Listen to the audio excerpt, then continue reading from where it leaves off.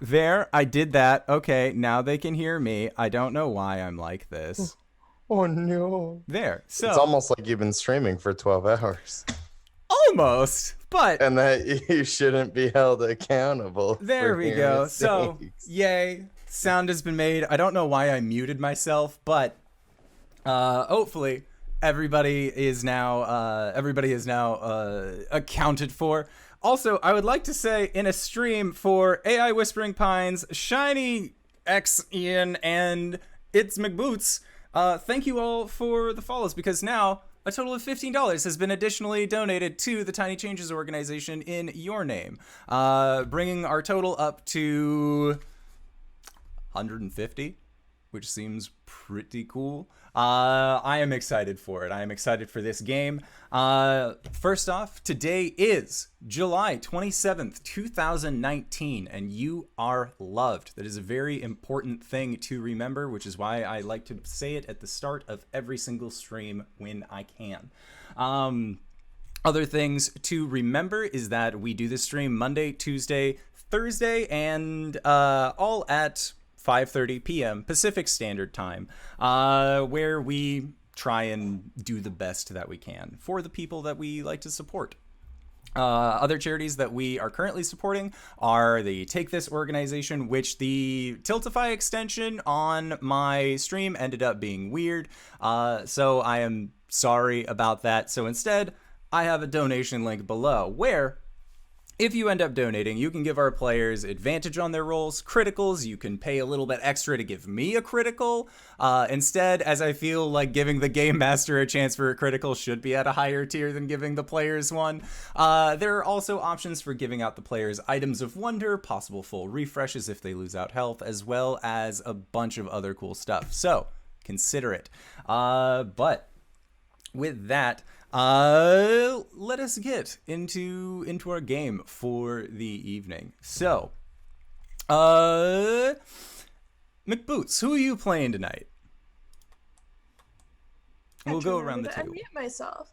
So tonight I'm playing Wither, who is a fire genasi sorcerer of the stormy variety.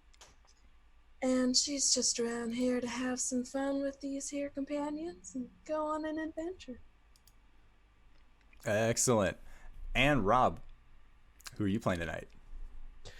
I am playing Darian Heroncrest, the human paladin who is anything but average, obviously, and his skills will speak for themselves. Excellent. And Shiny, who are you playing tonight? I'm playing Sweet Pea. She is a Verdant artificer, I think it's battle master. So she's got a little friend made of rocks that she comes around with her. That's beautiful.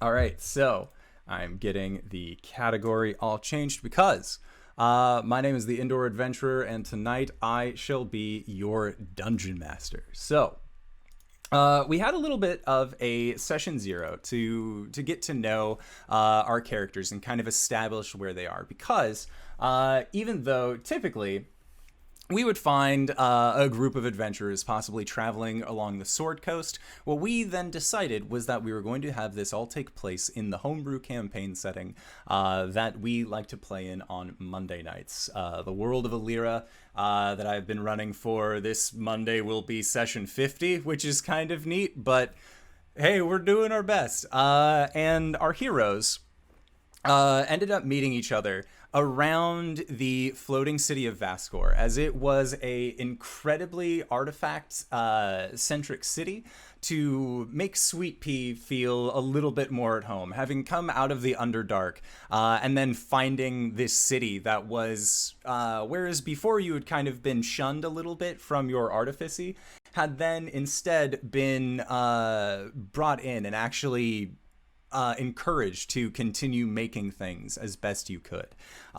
You then were met with Darian and Wither, a flame genasi and a human paladin, both of not ill repute. They were actually rather nice individuals when you met them. And you were also met on your way out of the Underdark by an orcish barbarian named Gog, who was going to be played by our dear friend Daddy Warbucks, but due to scheduling conflicts, he had to pull out at the last minute. So don't worry, Daddy. Gog is in safe hands.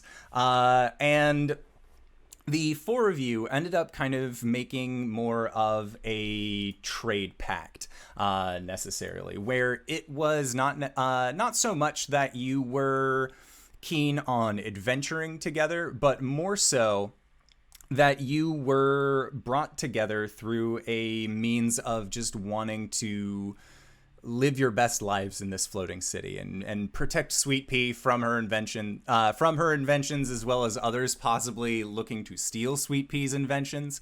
But thankfully, there wasn't really an issue with this. However, that did earn you this kind of safekeeping within the city.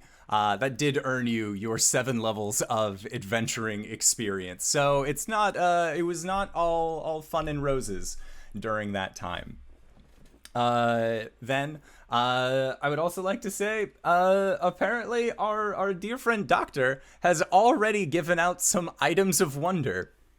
So, 2 of our friends, there's, one message was helping out Frond and helping out my kiddo. So, I'm assuming that's both Boots and Shiny that end up getting that.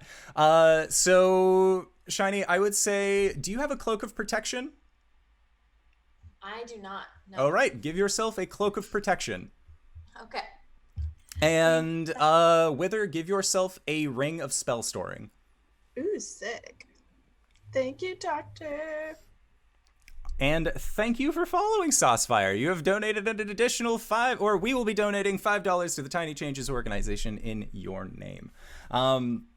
So you guys had found out as several years ago that for as long as you can remember, on this continent in the dwarven city of Surt's Hellier, there is a gladiatorial fighting tournament where upon winning, the ruler of this dwarven city, the greatest smith in all of the lands, would then be indebted to you to create or fashion an item of some form for whoever would win, using an ancient material known as Titan steel. And being from this continent, or at least having learned of Titan steel, you know that this continent used to be home to titans, these large or gargantuan-sized creatures that once ruled over all, but they were eventually overthrown by the giants and the dragons, and steadily the size to power ratio ended up kind of depleting towards now. On this continent, there are no more giants. There is only one dragon that you all know of who lives on an island of the same name, and everything seems to be... Oh, Streaming Sarah also gave an item of wonder. So, Rob, give yourself a +1 longsword, or +1 whatever weapon that you currently use. What if I already had that because it's an uncommon item? Then give yourself a +2 item of that same sword. Oh my god. Items of wonder in Dungeons and Dragons. So, you guys know that in this city, if you were to complete this gladiatorial training, that you would, or gladiatorial arena, that you would be able to get whatever you would want crafted, whether it is I believe in our session 0, what we had described it as was Sweet Pea was working on a brand new invention, but this invention was a little bit past what the smiths within Vascor were actually capable of crafting and fabricating. So you believe that if you were to complete this gladiatorial run, that you could then convince this dwarven king to then make you the part that you need for this final invention piece. And I will leave it entirely up to you as to what this invention actually was, whether it's like a suit of power armor or maybe an airship or something. It is entirely up to you as to what you are working towards building. I would also like to say thank you to Crispy Bacon for the follow. You have, again, helped donate $5 to the Tiny Changes organization. So thank you. And as you guys are setting out onto the road,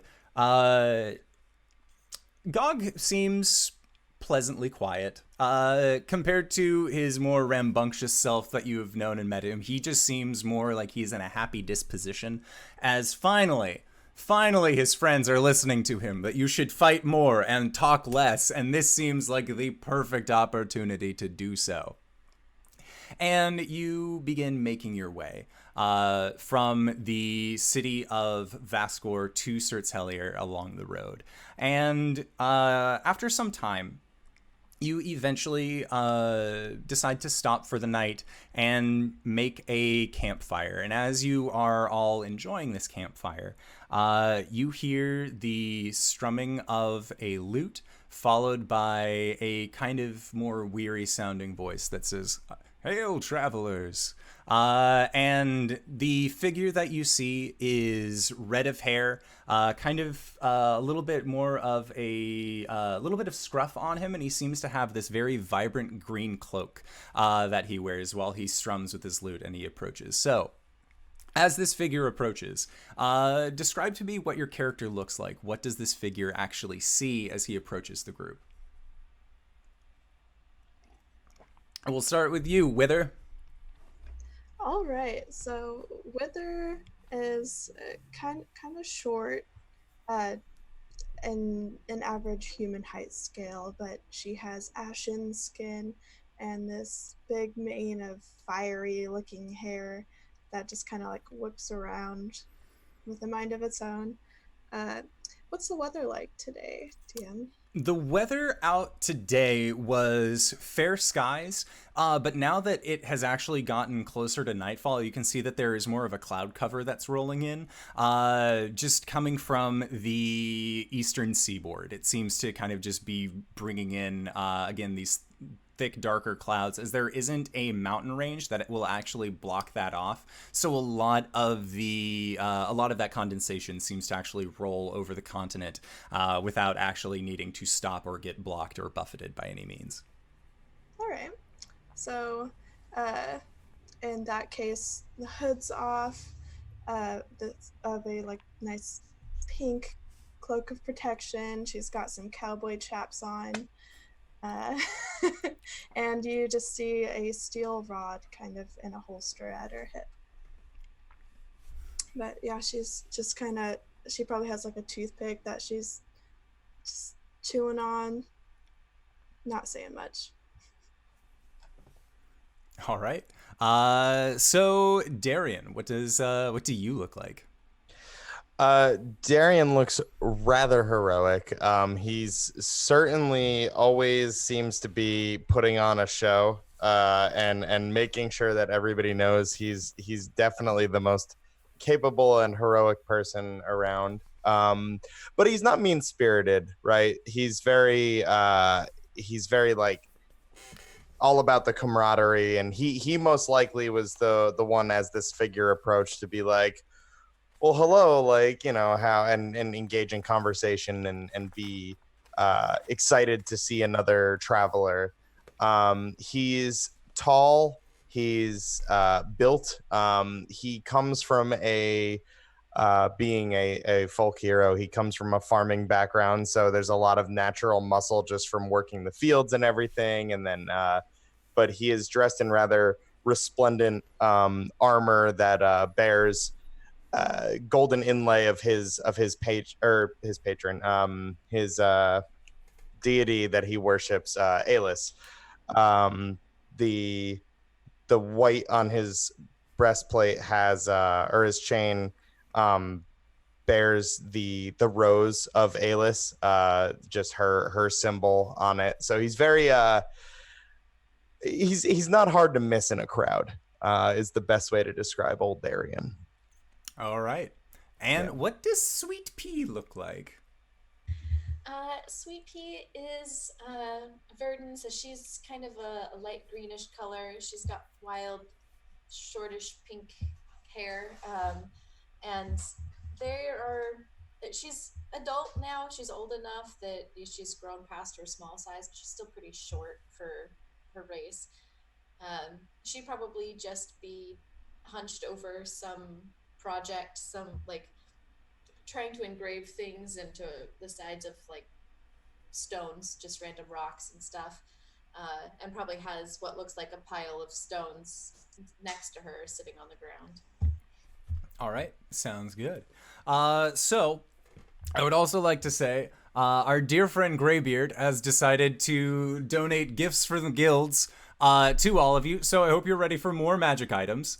So, Sweet Pea, you find yourself in the ownership of a portable hole, which is the Looney Tunes fold up, can keep an extra dimensional space as much as you would like.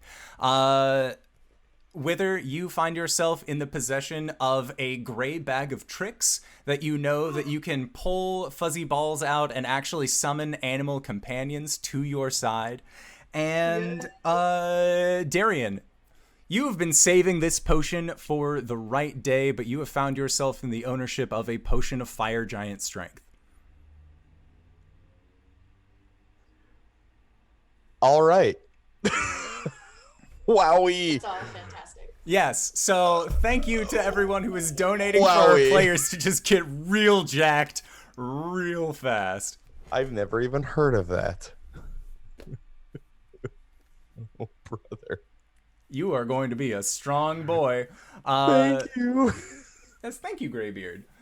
So, as you guys are all obviously taking stock of your magical gear as you hail this this individual in, this bard ends up asking the lot of you if he can share your fire in exchange for either him playing or stories throughout the night. Also, please mark, JD Lady has given you each a critical success token that you can use at any point during this adventure to just roll a critical success.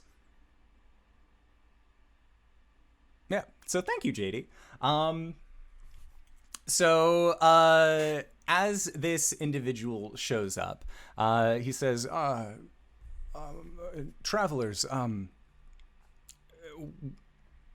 my name is Coat. I was wondering if I could possibly share at your fire this evening. I have stories that I can give you in exchange for food. I sadly do not have any coin on me at the moment. Would that be all right? I can possibly provide some entertainment. I love a good story. I think I speak for the entire party when I say that we would love your company. Got your own tent? Yes. Homebrew. And he looks up and just, so there is. Hopefully it at least doesn't come until tomorrow. And he as he kind of looks at the three of you, you see him sit down and he pulls out his lute and he just begins to strum. And as he continues to play, he says, so where are you all headed, if you don't mind me asking? Well, you see, there's a tournament down the way, and we thought we'd try our hand at it. Excellent. Well, from what I've heard, only the strongest, most worthy of fighters are only ever seen in the higher echelons of the tournament. And that you see Gog just being like, I know, that's why we are going, you're the strongest warrior. And he seems to be, again, very, very enthused about the battle that you guys are going to be going into. And Coat kind of laughs to himself and says, settle down. I'm sure you're all going to do fantastic at the event. May the best group win, as it were. I don't plan on, well, as you can see, I'm not exactly the fighting type. I'm more songs and stories. And I want to say thank you to each of you. Not many would let a stranger come and join by their fire. It's been a while since there were those that expressed such kindness. Where are you traveling to?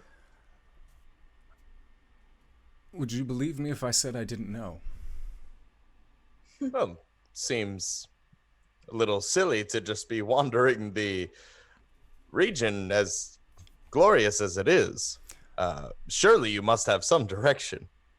Well, I go where the best songs are. I go where the best stories are. If I'm in a place for long enough and I've heard their best songs and their best stories, well, I can either make up my own and get run out as a liar, or I can just keep traveling until I find a place that has better songs and stories than the last. Well, then it sounds like you should join us, as we are sure to succeed, and it'll be quite the bard song. And you see him just kind of get a weary smile on his face, and he's just, I hope you all do. I really do. But I have just come from the Dwarven City. The number of tales that I carry from there, it's a very morose place. They worship a god that I've never really heard of before, but they seem to be the only dwarves that actually do. It's some sort of, well, it's a death deity. But it's nothing nothing horrible, I assure you.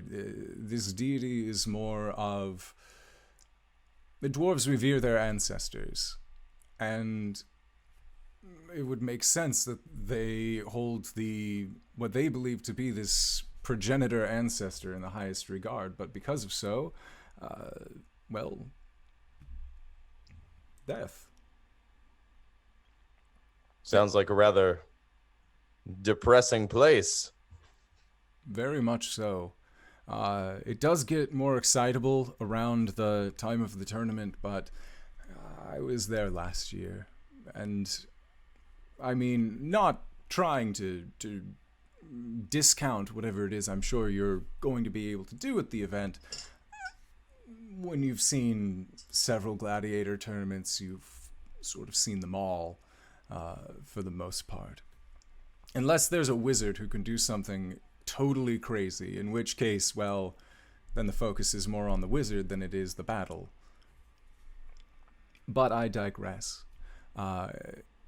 Please, if you wouldn't mind, I have a song I'd like to share with a lot of you.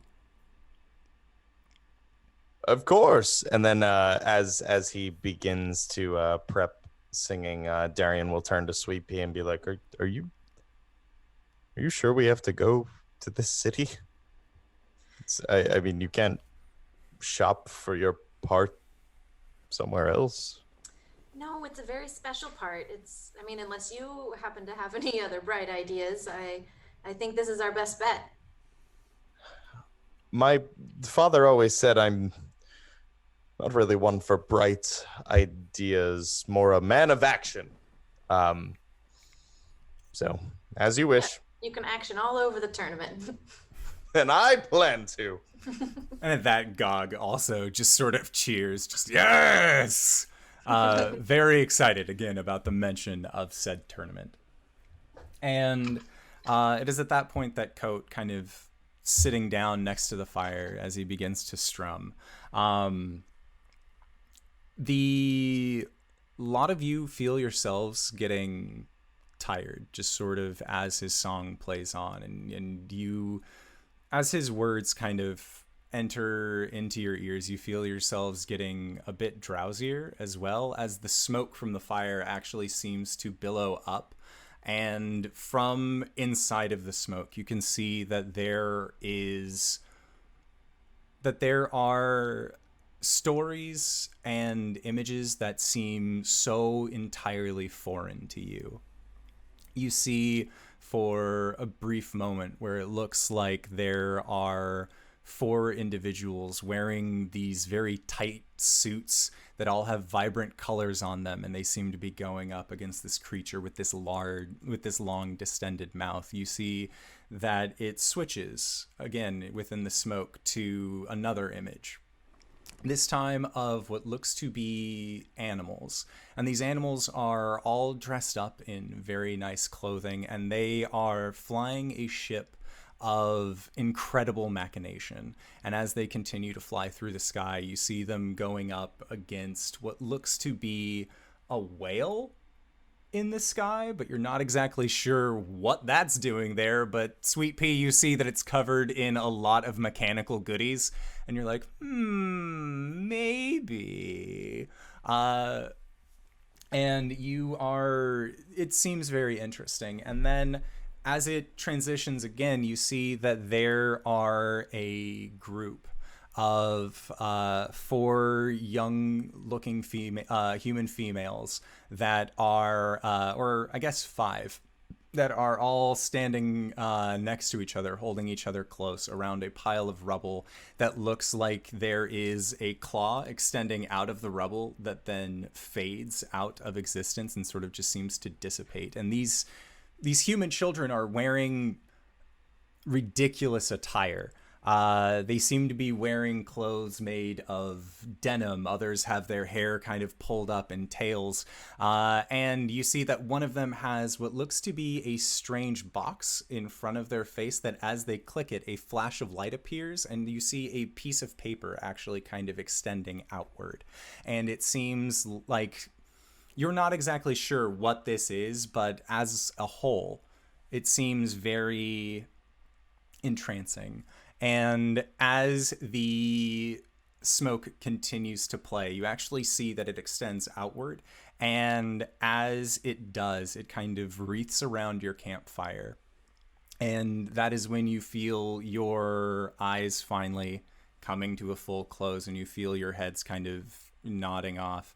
And you feel each of yourselves falling and then falling asleep. And as you are all entering into this sleep, you each hear the voice of this bard entering into your ears. And it says, even if you don't recognize it or feel it within your bones, you are heroes. You are worthy, and even if your tale is sung by only this bard, that does not mean that your song is any less than another. And as he says that, there is a moment of silence as, again, you are asleep. And you just feel like this break in consciousness lasts for what could be hours, what could be minutes. You're not entirely sure. But then you feel yourselves gaining sensation along your hands and along your arms, and you can kind of feel yourselves standing in a place. And as you open up your eyes, you kind of look around and you see that you are in this kind of stone chamber, and there doesn't seem to be a direction behind you, and it is just Darian, Wither, and Sweet Pea. It seems like Gog is actually not with you at this time. And you find yourselves just sort of standing here as the last words of Coat then leave your guys' ears, of saying that your song is any less loud than another. Bards. I think we got bamboozled. Sorry, Darian. Yep, I'm awake. This is what you get for extending a hand before you really know who's on the other side of it. Well, Listen, or- it didn't seem like he was a particularly bad fellow. Bards are Maybe he sneaky. was. Maybe he wasn't. Well, what do we do here? Well, we should find Gog. I think God already knows the way back to the city. Yeah, and as you guys look around this stone chamber, you see that there is a hallway that extends in front of you and just leads downward. But as you look towards this hallway, you see that it extends down and it is lit by sconces and other lights, as it seems like it is just trying to have this kind of more atmospheric lighting that's placed kind of intermittently through. Not wanting to force characters who might not have dark vision to pull out torches or anything. It seems like this is an equal opportunity dungeon. And as you guys look down, you can see that the hallway actually then takes a right. And that seems to be the only direction that you are currently able to go. Are we like chained up or anything, restrained in any way, or we're just in this chamber? You were just in this chamber and looking around. You have all of your things about you. Nothing has been removed or taken. It seems like you are feeling completely rested as well. And it seems almost like you can make an Arcana check, as you may have heard of something like this before. 14. So with a 14, you have heard of spells that can have dreamlike effects, and you're not sure whether or not this place actually exists or not. But as far as the telltale signs of physicality, of being in a place, you can feel that there is gravity beneath you. You can feel that there is that kind of stale, stagnant dungeon air that is clinging to your skin. And for you, Sweet Pea, it almost regrettably feels like home, as the Underdark was not exactly a place that you left, you escaped it. Nobody leaves the Underdark. Everyone escapes the Underdark. And so this definitely feels more like it has that kind of air to it. Okay. I think, yeah, if I feel at all like what is happening may not be real, I think she'd try to cast Detect Magic to see if she can find out if her belongings, or not belongings, but her immediate surroundings appear to be magical, or if they appear to be normal, or what is going on. Okay. So yeah, as you cast Detect Magic, you see that the entire chamber that you are in does have a very dull sense of magical energy around you, but it doesn't seem like it is oppressive in any way. And looking at it, Detect Magic doesn't tell you the school. It's only if it is magical, correct? Learn if of its school, of if any, if it has a particular school. Okay. Yeah. Yeah, you get to learn its school of magic. All right, so you would know that this is a enchantment schooled magic that seems to have been overlay in this place.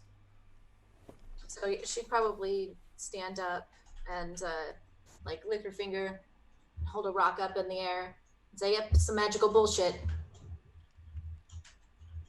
Huh. Darian will go over to one of the walls and just... Yeah. Everything feels real, and frankly, I'm confused. Maybe it is real. I'd like to cast Produce Flame in my hand and just kind of hold it out in front of me and say, looks like the only way to go is forward. Sweet Pea will nod, and she'll like dump what looks like a pile of rocks out of her bag, and sort of kind of comes together and forms her little iron defender. So he'll just tromp along next to her, but it's sort of like a dog shape, but made out of rocks.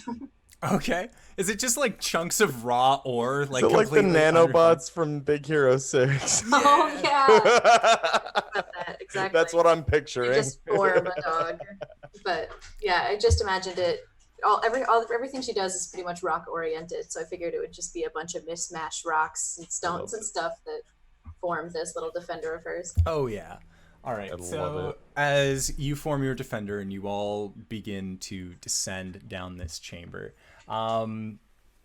or descend down this hallway, as you go, you see that the hallway eventually, again, turns to the right. And as you look down, it just seems like you're another hallway, just doesn't seem very distinct in any way. And as you kind of continue down it, you realize that this place is full of twists and turns, but there don't seem to be any kind of branching paths. Or if there are, as you look in, you see that they extend for maybe only 10 feet at a time, not really presenting themselves in such a way where you could picture anything hiding behind it or attempting to surprise you. But as you go, you see that there are what look to be etchings that are along the walls. And as you look, they seem to be more... they appear in a variety of languages. So what languages do you all speak as you kind of get a better understanding of what you have here? I speak Common, Infernal, and Primordial. Sweet pea, or I speak Goblin, Primordial, Undercommon, and Common. Common and Elvish. Okay.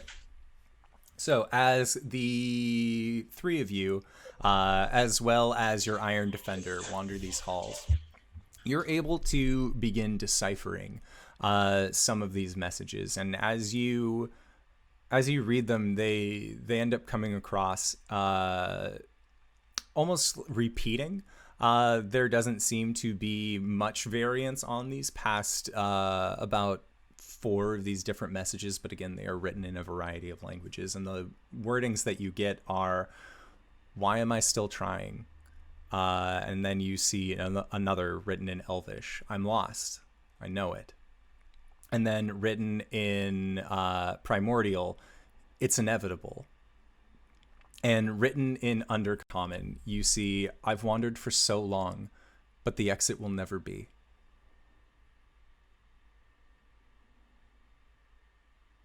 Is anybody else reading really sad things? Yeah, I feel like this is not a fun type of magical bullshit. It sounds like people have been trapped here before.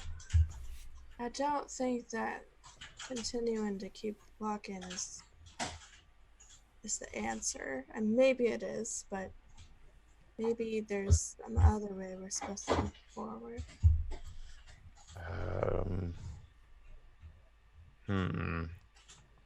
But also, there's so many languages. Maybe we'll find someone along the way. Well, that's a fair assumption. What were you thinking there, Darian?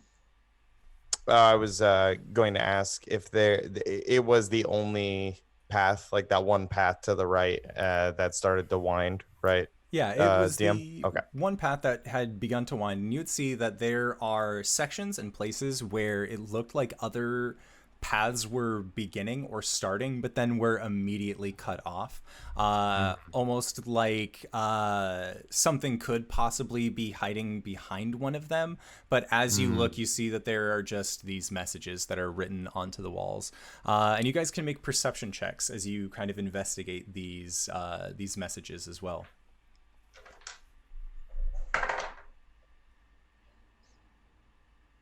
First roll of the night's roll strong. That's a 1. Oh no. Ooh, ouch. This does not bode well. And that was perception? Yes. Yeah. 19. I too got a 19. Ooh. Okay, so Sweet Pea and Wither, as you guys are looking at these messages, you see that Darian is currently just kind of stroking his chin, more like looking at the concept of this message on the wall, trying to understand what it means, whereas the two of you looking at this realize that the messages that have been written are not actually they don't seem to be like they're naturally formed, by any means. It doesn't look like there is any kind of magical bullshit about these messages in particular, but instead they look like they have been carved into the wall by a very sharp, long object. You're not exactly sure what, but it looks almost like it could have been a sword or an axe of some sort. It looks almost like there was some sort of sharp weapon that was used to actually carve these messages in, rather than at first glance what they look to be just sort of formed on the walls. That requires some amount of effort. What are you thinking, Sweet Pea? It gives me the heebie-jeebies, and I kind of hate it. I don't know why, if the walls are magic and stuff, you could carve messages into them. Seems like if we were trapped here, something wouldn't want to let us leave messages behind. I don't know. It seems weird. Well, a conjuration can conjure up some real stuff, so maybe I think keeping these walls going is magic, but they are real. I don't know. Huh. Strange. Darian, any new thoughts about the writings on the wall? Well, my mother had a saying, not all who wander are lost. But I think the author of this phrase was very lost. Yeah, it does rather sound that way. Well,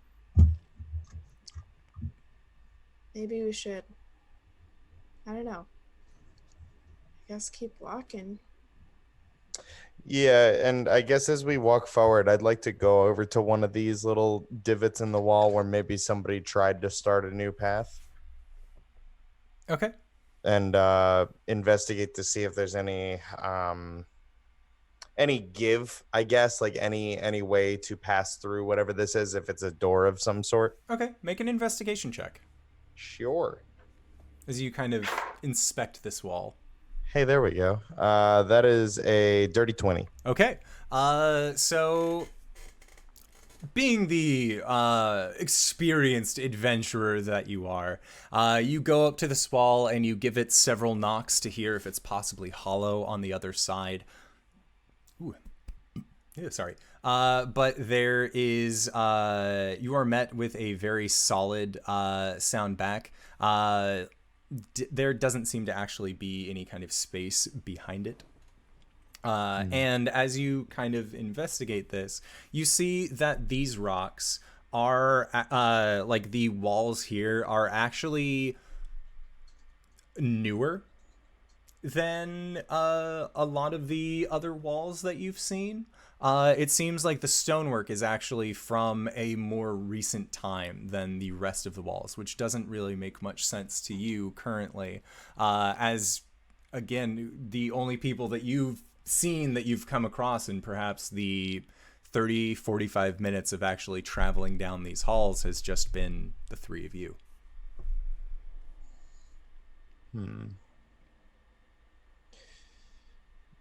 Sweet Pea, you're good with rocky things. This stonework seems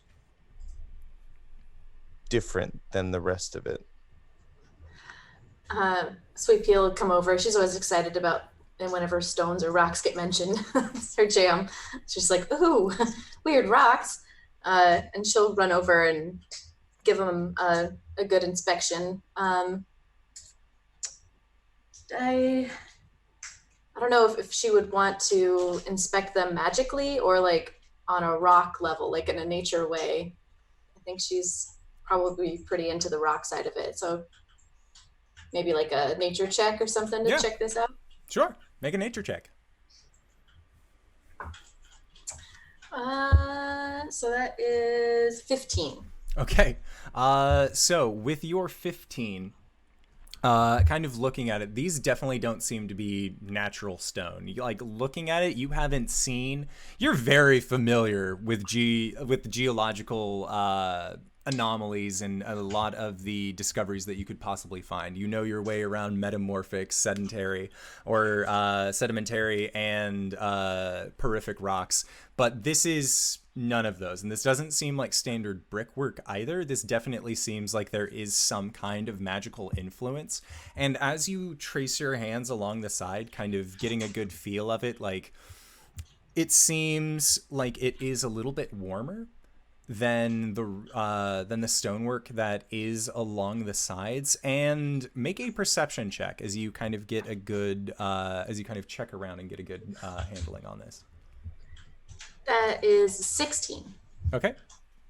So with your 16, as you are in this corner, kind of touching against the stone, as you are looking down, you see that the wall itself, that the ground beneath you, that these bricks that are actually manifested beneath, you see more of them that seem to steadily be growing. And it's almost like this wall that you have your hand against is steadily moving backwards. But as it moves, there seems to be new stone that is getting created underneath it, and there is new stone being revealed on the walls next to you, kind of creating this slow-moving pathway. So it's like sort of like growing from this point? Yes. Ugh. I don't know if she'd be into that or really freaked out, like, more stone, but it's not stone. Ah. Bad stone, bad stone. Yeah. Does Darian notice that the walls are growing? With your modified 20, I'll say that as you had kind of gotten a better look at this, when you had pointed out, hey, there's something weird about these rocks, and then you turn back later, you realize that you had kind of like scuffed the wall and the floor with your boot as you had gotten near it, and now the scuff mark on the wall is farther away than the scuff mark that was on the floor, but only slightly. Sweet Pea be like, these walls, they seem to be growing. I think this horrible maze might be growing around us or something, but this wall, it's definitely not a good kind of rock. It's not the kind of rock that you're seeing it too. Yeah, I'm more feeling it than seeing it, but something's happening. I'm still not convinced I'm awake, but Me neither. this feels real. Okay. Are we inside some sort of a beast? Is this alive? I don't know. It's magic as fuck, though. It could be some sort of magic maze monster. I've never heard of such a thing, but with stone, everything is possible. It's true. With our Lord and Savior Stone, everything is possible. Exactly. Well, is it moving away from us or toward us? It's moving away, ever so slightly. Okay. Maybe we should pick up the pace. Try to outrun it? Yeah. It's moving slowly. We don't have to go much faster, but it'll get us toward the end of it sooner. Sure, assuming there is an end. Tally-ho! All right. I briskly Just running off. Nope. Yeah. So as your group heroically, briskly walks away from this weirdly growing rock that is on the walls, as you continue down these turns, you start seeing that these hallways, as you pass them, are growing longer and longer, and you see that they don't ever break at any point. They always seem to just kind of extend out in a long, straight path, and as you pass by each of them, you see at one point there's almost like a weird moss or lichen that is growing on the upper right side of one of these hallways. And as you kind of watch it and spot it, you see that the lichen begins to shake a little bit, and then you see it turn from this dark greenish color into a more bronzed silver texture, and it becomes a sconce along the wall as a small fire just begins kind of emanating from this small sconce. Do we all see this? Yep. I missed that. Oh god. Soupy just looks horrified at this. Like, what? I have never seen a plant do that, and listen, I was a ne'er-do-well as a teenager, and I've messed with some stuff, but nope, that's not right. I haven't seen something like this either. Gotta be the magic of this place. Well, I can't just make the magic go away, unfortunately. I'm good at making magic happen, not so much making it stop happening. Yes, and I mean it's just like a sconce on the wall. Yeah. Like it's just. And you see that the lichen that was there has kind of just shifted. It doesn't seem to have fallen or dissipated in any way. It seems to have just turned into this thing. Yeah. Is this the only one that's done this so far, or as the only one if that we you've can seen? Correct. Okay. Maybe we pick up the pace a little bit more. Yeah, I'd like to see if there's a lichen ahead of us that I could pull off the wall before it changes. I could put mayonnaise on it. Do you just carry around mayonnaise, Sweet Pea? I've got a jug. It's got a lot of stuff in it. I don't suggest eating strange lichens you find in caves. Oh, I don't want to eat it. It's just nothing likes mayonnaise. You slime it on, maybe it'll get mad. I like mayonnaise. Ooh. See what's wrong with mayonnaise? Smeared on you by a stranger. Well, no, I mean, I'm not. Are you into that? No. Okay, never mind. I have honey. Well, you know what they say about honey, though, Sweet Pea. The blood is sweeter. Oh, you're a monster. I'm going to keep walking. Puts her jug away. I feel like at that Darian just like very like cold face just hallway and continues onward past that point. Yeah, he was interested in the honey. He may have done that at some point, but then the blood thing got mentioned, and he was like, nope, nope, nope, nope, nope, nope. Some weird shit. So yeah, she puts her jug back away, and they'll try to keep up faster than this stuff. But you were gonna try to grab a lichen with Yeah, if there's one around. Make a perception check. 7. Okay. You do not seem to spot any of these, any more of these lichen as you kind of continue on, or if you do, it seems to be happening directly or immediately as you kind of notice it, that it just shifts into it just shifts from this more plant-like shape into then another kind of sconce. And as you look down, you actually see that at this one of these long hallways, as you've kind of just noticed that they always seem to go straight, you see that as you're kind of checking, one of them steadily begins kind of extending out into another hallway at the end. Almost creating another turn.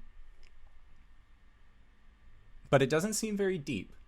Like, you can definitely still see the stone, but rather than extending outward, it seems to have finally taken a turn. Okay. Does anything happen if I start walking into that?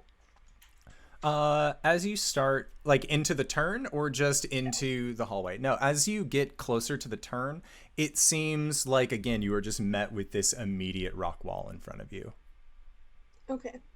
Then I will carry on with my companions. Okay. And as the three of you again continue on down these hallways, kind of taking stock of all of this strange occurrence that is happening around you, you eventually get to a point where you see that the hallway is no longer going straight, but it actually separates into two distinct pathways.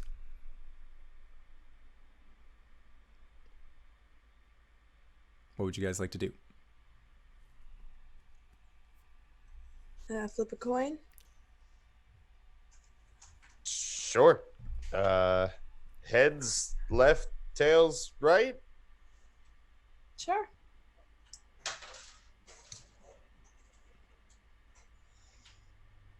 Tails it is. All right. That's right, right? Right. Yes. All right, so as you guys go down this rightmost path, you feel like you've made the good choice. As you kind of continue on for a little bit, you don't see anything necessarily more weird than you've already seen. These messages do just seem to keep up with these kind of more dreary these more dreary contexts that have been presented. And as you finally reach a curve in a hallway, you see that at the end of it, it seems to open up into a more well-lit chamber, which is the first possibly different thing that you've seen since having spent the last hour and a half or so here. And as you enter into this large tunnel, I would also like to say, Honey, where's the jam? Thank you for the follow. You have helped donate an additional $5 to the Tiny Changes organization. So, thank you. And as the three of you enter into this large chamber, you see a very strange sight indeed. As looking around, you can see that there are 4 large bottles. These just massive, almost, they stand about 10 feet tall. And they seem to have very large slips of paper that are extended along the sides, and each one is written in common. And you can see that in 3 of these bottles are what look to be monstrosities of sorts. But the 4th bottle has been tipped off onto its side, and you can see is currently shattered. There doesn't actually seem to be any kind of creature within this one specifically. And as you go up to the first bottle, it is a weird moment of deja vu almost. As looking at this creature, you can see that it has this kind of reddish colored skin, and it is currently just sitting in this large bottle. It has yellow gleaming eyes coming from it, and you can see that its mouth extends downward and is much longer than you would normally expect a humanoid creature to have, and you see that it has long, sharp fingers. And this looks very similar to a creature that you saw from the smoke that Coat had been kind of manifesting above you. And written across this large sheet of paper on this bottle, it says, "The Hungry." And as you go and look at the second bottle, you see that there is a potato-bodied shape that seems to have this weird kind of childlike face that extends out from it, more cherubic than childlike, as it has more fuller cheeks, kind of that smaller baby chin dimple, but just these very vacant dark eyes. Potato Storms, thank you to the follow. That is $5 more to the Tiny Changes organization. I'm proud of all of you. And this creature, you can see, has, again, more of this long kind of hooked hand. And its left arm actually kind of extends down, and you can see that it's almost like at the elbow, that instead of having joints or bones, it just kind of droops and stretches out like almost a Stretch Armstrong kind of figure. But then the forearm of it is actually laying on the ground, and it's almost like it's connected by just this long extension of skin. And you see that there is also, again, just sort of this clawed hand that seems to kind of be skittering around the bottom of this bottle. And its legs, rather than having any kind of feet, are just these two sharp points. And it seems to kind of just be looking at you from inside of this large container. And you see that written in a large sheet of paper as well, it says "The Lonely." And as you go to the third bottle, you see that there is just this humanoid looking creature, but instead of having a left hand, it just extends out into a sickly looking hook. And then on the right, it seems to have this long blade, rather than having any kind of digits. And as it looks at you, and it does look at you, you see that its mouth opens up and it seems to yell at you, but no sound is coming through this kind of container. And as it yells, it slams its long bladed hand against the glass, and there doesn't seem to be any kind of dink or click or anything of just this hit going against it. And as it yells, you see that a vein on its neck begins to grow as another head actually extends outward into another face that is equally yelling as loudly and as harshly as it can, as this creature is just trying to get out. And on this piece of paper, you see written, "The Angry."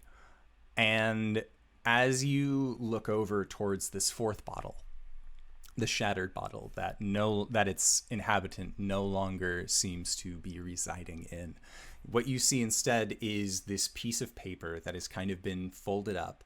And as you flip it over and turn, you see that the words written across it are "The Lost." Somebody left their gross experiments behind. Do you think so, or do you think maybe these are the things that were wandering and leaving those messages? I don't think the angry one could form a coherent thought. I think we would have heard it Yeah, that's possible. if it was wandering around. So what do you think we should do with these?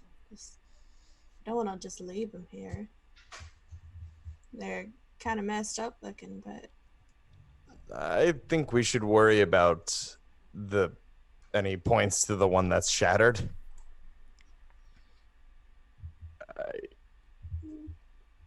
Yeah, I don't want to take them with us or anything. They're not my experiments. This is why I use rocks. This shit's gross. This never happens with rocks. I'm gonna go up to the Hungry and see if it's up for a chat. Okay. So as you approach, I would also like to say thank you, Deuzen Finn, for the follow. That is another $5 towards the Tiny Changes charity. So, thank you. Thank you, Doozen. Yeah. So, Handsome son of a gun. Wither, as you approach the Hungry to kind of get a better view of this, make an Arcana check. 22. Okay, so as you approach this creature, there's something that seems more familiar about it now that you've kind of had a chance to look at this creature, look at the Lonely, and look at the Angry as well. And you remember hearing a story and kind of doing a little bit of research into this as part of your sorcerer training, as being a fire genasi. As wizards spend a lot of time reading books, but sorcerers are much more akin to the stories that then kind of go around magic's gone wrong. And you would know that these creatures they exist within the Shadowfell, typically.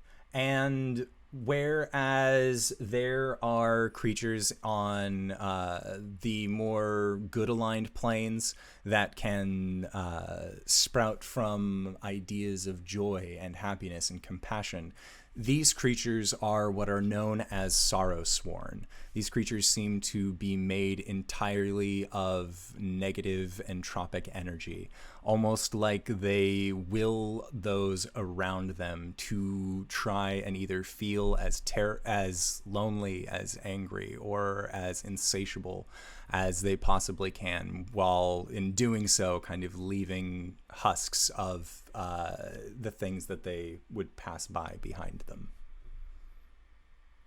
And that is what you realize as you approach the hungry. Okay.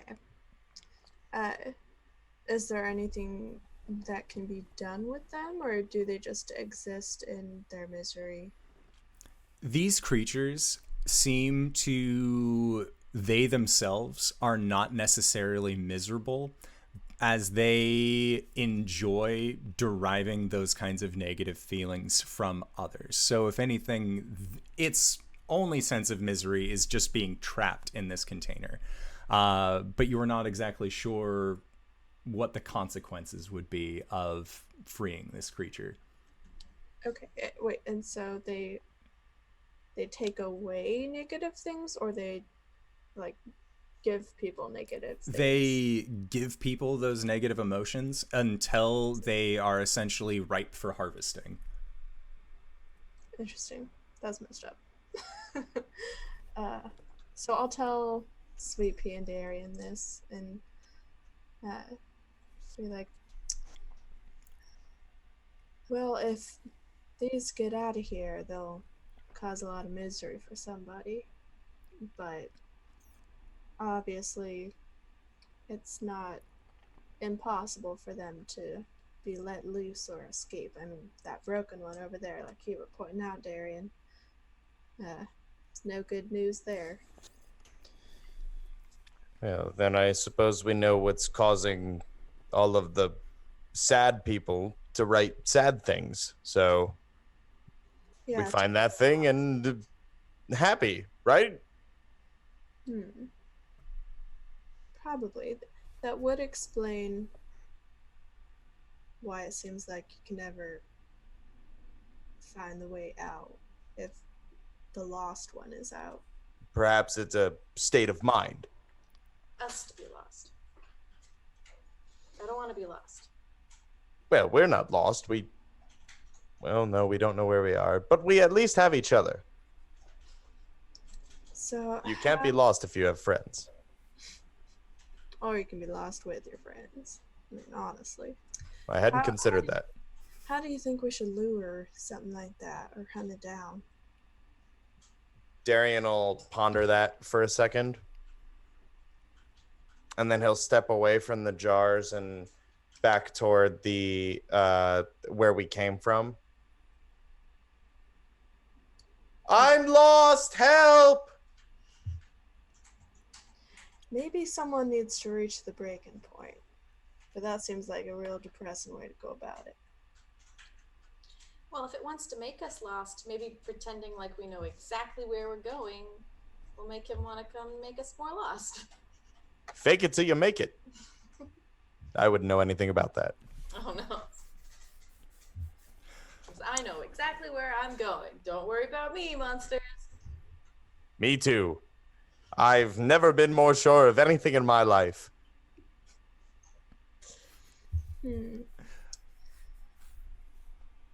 I don't know. It seems like we got two opposing ideas here.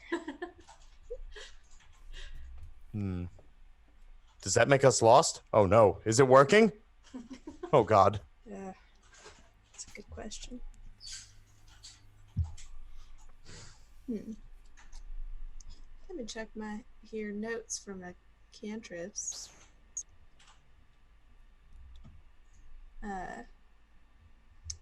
Looking around the shattered pieces of the lost one, do I find anything, or just broken glass in the paper? As you are looking at these pieces of glass, make an investigation check. 19. So as you are looking at it, it seems like the glass, the reason that it had shattered seems to have come from some sort of pressure break. As it seems like as you're looking at these shards, there seem to be a lot of hairline fractures, but they are coming from the inside, kind of bending outward. And you're not exactly sure, looking at this, the other creatures, as they kind of slam their hands against it, it seems to debuff them. But it seems like this bottle itself was either, as Sweet Pea has done more times than she would like to admit, of when a bottle gets to a point of there being too much pressure on the inside compared to how much of an external force there is. It seems like it just couldn't withstand the amount of pressure from inside until it had broken open, allowing this other creature. And as you look at the glass itself, it seems older than the other glass around it. It seems like, looking at it, that this is like there was dust along the outside of it, like it just hadn't either been touched or looked upon in quite some time. Okay.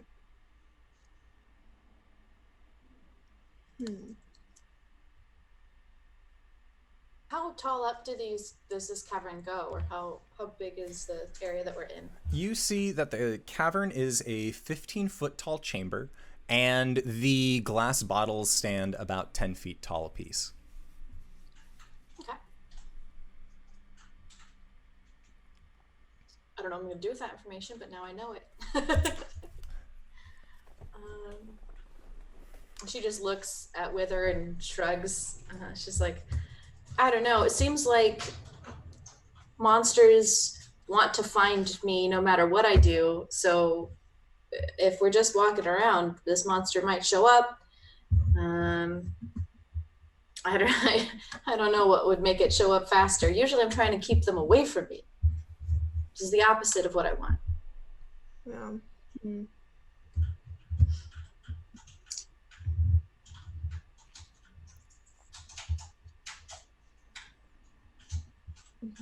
Could I possibly sacrifice my critical inspiration for a tip from the DM?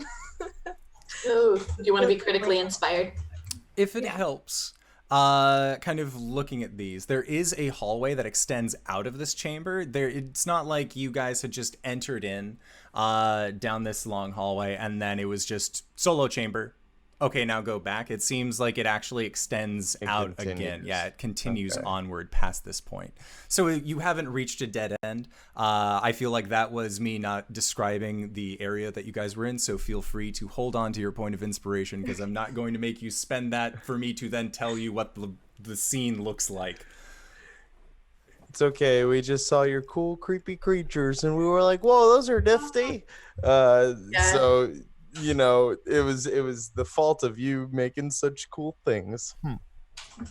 I would like to progress. Shall we carry on farther down this road then?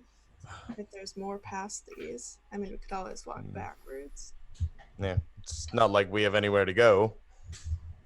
Not when we're lost. We're not lost. I forgot what we landed on. I don't know. But if this other monster is as gross as the other ones that are still in their holes, in their tubes, she might look around and see if there's any like claw marks in the stone or anything leading away from here, or like classic sci-fi tube slime or anything. Ooh, could I make survival investigations to determine such a thing? Yes, you could. And Sweet Pea, you can also make a either a survival check or a perception check, depending on how you would like to go about doing this. I'm gonna use lucky because that was not lucky. Slightly better. Oh gosh, there's like a smudge on the one of the 17, and I was like, a 7. That's a 21 survival Nice. for me. I'm gonna go with investigation. She's investigating the area, so that'll be a 16. Okay, so with your perception of 16, there doesn't seem, like looking at these other chambers, there doesn't seem to be any kind of slime that was necessarily full inside of these things. But what you do see is that the markings of glass kind of extend down towards this hallway. And looking at it, you see that there are actually what look to be the marks of very faint droplets of blood that seem to be walking in a more humanoid style fashion towards the hallway that you guys are looking down towards. And Darian, as you are getting a sense, you also see these very light bloody footprints going off down the hallway. But as you are looking as well, you see that along the walls in the upper left, upper right, bottom left, and bottom right, that there are scrape marks. Just these very continual dragging lines that seem to start on the inside, or that seem to start at the entryway into this tunnel and then just extend inward. But after about 15, 20 feet or so, you see them actually drag up and form points along the wall until they eventually stop.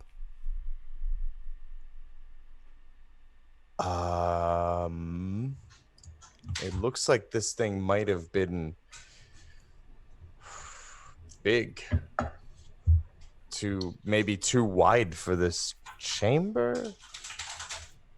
The hallway is maybe about 10 feet wide, 10 feet tall.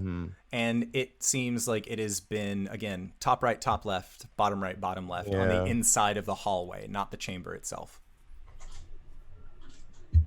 Oh yeah, no, I meant like it was like going into maybe it was big enough for the chamber that we were in, but like it was I took it as like maybe it was scraping along the walls because it was a chunky boy. Yes. Yeah. Sorry, I am on hour 10 and a half of No, tabletop not RPGs dude, today. Please, so please, you good. Darian, I think that if it really was big enough to scrape along the walls, that would make sense, as it seems that the glass exploded from pressure too much inside of the bottle, so maybe it outgrew it. And if you're saying that it feeds on people who are lost and negative energy, maybe somebody was trapping it in here to feed it, and it eventually grew too big and was let loose. It chubbed its way out. Now it's just gonna get us. She's just looking around. But yeah, it seems like it went this way, so maybe we can sneak up on it. Yes, and he'll draw his magical shield sword. He'll draw his sword. It's a switch axe from Monster Hunter. Hell yeah. Yeah, he'll just ready his weapon and shield as he continues to follow the scrape marks down that hallway, now in full tracker mode. All right, and as you guys begin going down this hallway, following these bloodied footprints and the scraping along the wall, that is where we are going to go into our break for the evening. So we are going to try and be back in 5 to 10 minutes. So don't go no place unless it is to grab a food, grab a drink, grab a friend, or possibly go to the charity link that we have set up for the Trevor Project, possibly give these guys some advantage, some more crits. You never know. Also, speaking of things relating to crits, the giveaway that we have is the much anticipated Mighty 9 miniature set, including the Kickstarter exclusive Pumat Souls. So if that interests you, we have the giveaway going up, and then we will announce the winner of said giveaway when we return from our break. So don't go no place, and we will see you guys shortly. All right, everybody. Bye-bye. Hello, everybody, and welcome. We are back. We are going to pick out a winner for our Mighty 9 set. And hey, guess what? Phoenix Vic, perhaps one of the people that I appreciate on Twitter the most, who has been live tweeting our Monday night show. You are the winner of the Mighty Nine crit roll set. So, thank you so much for being a fan of the show and entering into the giveaway. It really does mean a lot. Also, hey guys, I hope you like magic items because people have donated even more to all of you. So, Sweet Pea, from the Guildmaster's Guide to Ravnica, you are going to be getting a fun item, I believe called a Scorch Thrower. Scorch thrower? Yes, I believe that is its name. Also, I don't want to derail you too much, BM, but our overlay, we're all a little bit wonky. Because I didn't do the right one. Now, Oh, wow. we should be the right ones. Yay! There I am. There you I was looking are. at like, what? So, Darian, how many attunement slots do you have currently? Oh, golly. Actually, all. Okay. Yeah, none of my stuff is... Plus 2 stuff doesn't count as... Is that magic? No. Yeah, okay. So, yeah, nothing. Okay, well, give yourself the Pariah's Shield. Thank you. Yes, no problem. I'm still looking... Oh, Pyro Converger. That's its name, Oh, Sweet okay. Pea. Yes. And then for our sorcerer friend, how many attunement slots are you filled up on? I am full up, but I'm flexible. Okay. Because I was going to say we can give you the Pearl of Power, so that way you can recover spell slots as you cast them. Okay. Sure. Yes. So, that is it for that set of magic items. But somebody also paid for somebody also to get a singular magic item.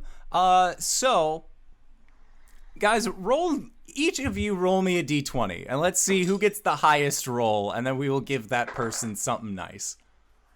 10. 16. 20. Nice. What? I'm gonna roll a 1 in the fight. I'm not happy about this. So, Darian, as you are examining your +2 sword, you see that there is actually a hairline fracture that races up the blade of it, and the blade itself shatters. It breaks apart, and underneath, there is a beam of light that actually extends out from it. So give yourself the Sunlight Sword as your rare item. Ooh, Okay. snap. Would that be the Sunblade? The Sunblade from the Curse of Strahd game, yes. Oh my Okay. god. Nice. Look, you guys have given a lot of money to take this my organization, so we're gonna give these players something great to walk home with, and they also have to. And think about this: the 4 keeps from the Monday night game have to face off against these overpowered jackals in a gladiator tournament. So look forward to that. But yes, that is us as far as magical items go. Unless anybody else wants to sideline me again with donations, which I am always appreciative of. Do it. It's for a good cause. But you guys are now standing, entering into this long hallway. And as you progress down, you see that there are the scrapes that are along the walls. You see that there are those slightly bloodied footprints that seem to be extending down into it as well. I believe that you also that you were going to be following it. So as you do, as you're kind of looking around and peeking around these corners, you see that there are shadows that actually begin to creep along these side walls, and they seem to be in the form of hands, very human-like hand appendages. And as you kind of get close to them, as the hallway that you are in actually narrows to more of a 5-foot passage, these shadows are going to reach out as a kind of malleable stone, and they are going to attempt to swat at you. So I would like for you all to make a dexterity save for me as these hands come out and try and bash and batter against you. Natural 1. Okay. 8.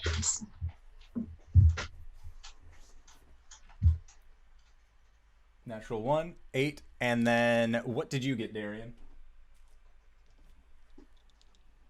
I think you're muted, buddy. Sure am. Oh god, I've become the meme on indoor streams. Oh god. Welcome to the family. Does Aura of Protection extend to my party? Yes, or it is would. That it would. Yes. So y'all should be getting, I believe, +3 on saves. I don't know how much that helps, but 12. What? His Aura of Protection as a paladin gives you an additional +3 on your saves. Does that count for natural 1s? Natural 1 is still going to be a fail in this case, as the DC was just higher than what you could get with all of the Higher than a bonuses. 4? I know. Who would have thought, right? And 15 so 15 for me. Yeah. All right, so Sweet Pea and Wither, the two of you are going to be taking full damage from this. Darian, you are only going to be taking half. So that is only going to be a total of 12 points of damage. So Sweet Pea and Wither, you both take 6. Okay.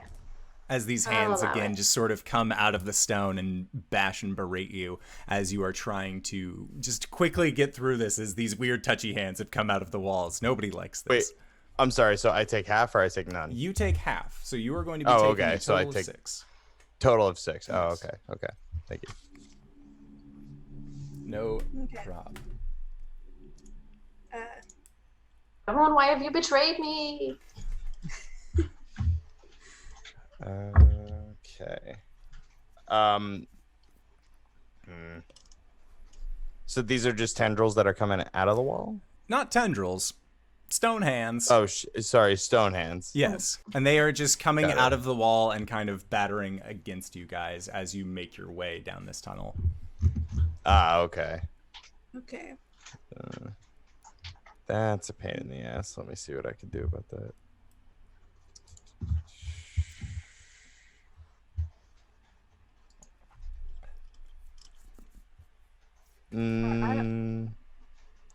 Would they be, those would be attacks that they're making against us?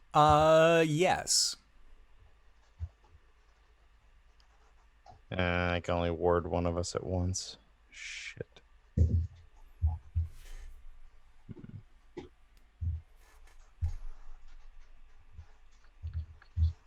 And are they currently, they're just going to continue to attack as we make our way down if we don't do anything about it? It seems like they are just battering you in this tighter space, and then you see that it extends outward again. It seems like these hands were more just trying to get you in this Just an more- obstacle. Yeah. Okay. Okay. Interesting. So, I will probably cast Mage Armor on myself real quick, and then call up a tempestuous wind to shoot myself 10 feet ahead. Nice. Awesome. I love it. Yeah, so you just whoop, like just rocket yourself 10 feet out, just riding the wind that seems to be following you, and you're pretty sure that the wind that you are creating behind you might be the freshest wind that this entire place has had in quite some time. And you find yourself on the outside of these kind of battering hands. And Sweet Pea, as you and Darian kind of make your way through as these hands continue to berate you, it seems that as soon as you get past this point, they try and reach out to touch against you, but they are unable to. Okay. That was unpleasant. Is it troubling that there's a part of me that's relieved to see something sort of alive down here? I mean, it wasn't, like you said, pleasant, but it was new.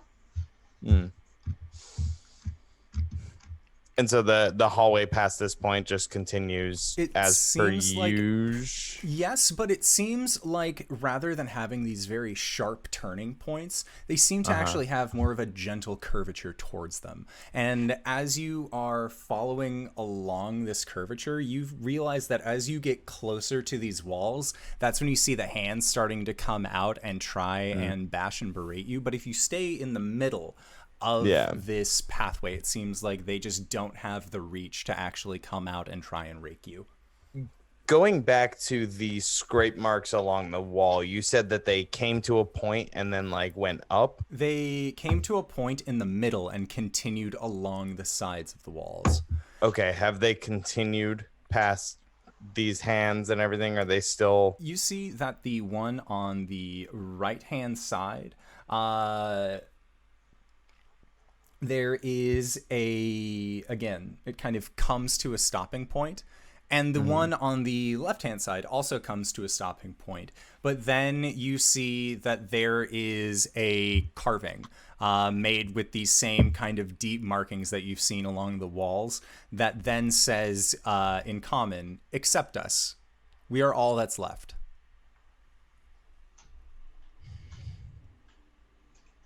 Made from the same, presumably the same scratch marks. From what you would believe, yes. It seems like the scratch marks do not pick up past that point. Well, the lost apparently speaks common, which is troubling. Well, common is more commonly used in all those other special languages, so.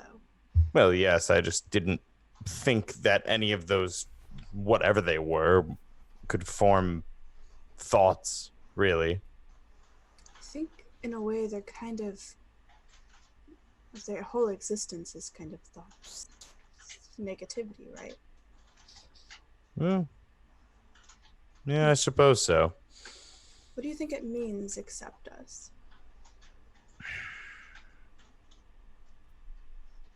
Maybe they want to get out of this place as much as we do, and they want to be accepted in the realm of the living. I your guess is as good as mine. I'd just like to meet this thing. I mean, maybe we can reason with it. It seems to be free thinking.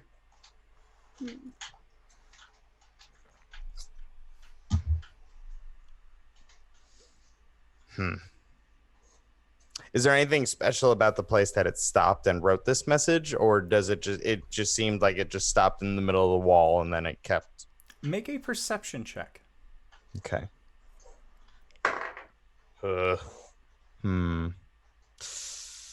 That is an 8 for your boy. Okay. So as you look at it, part of you begins to wonder where the excess stone is going. As it seems like in order to create these kind of markings along the wall, whether it is writing or whether it is just these carvings, there doesn't seem to be any rubble or dust from what you've seen that is actually being created by these markings in the wall.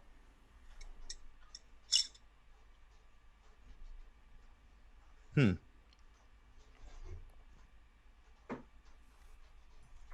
if anybody else would like to make a perception check kind of looking at these, you are able to as well. Apparently not. 3. 8. 3 and 8. We're nailing it, guys. Oh yeah. So Perceptive. yeah, as you look at this, then you also kind of get this realization, especially you, Sweet Pea, looking at this, that there should be some kind of clutter that falls out whenever you have carved stone, or whenever you've seen other carvings on stone from when you were in the Underdark.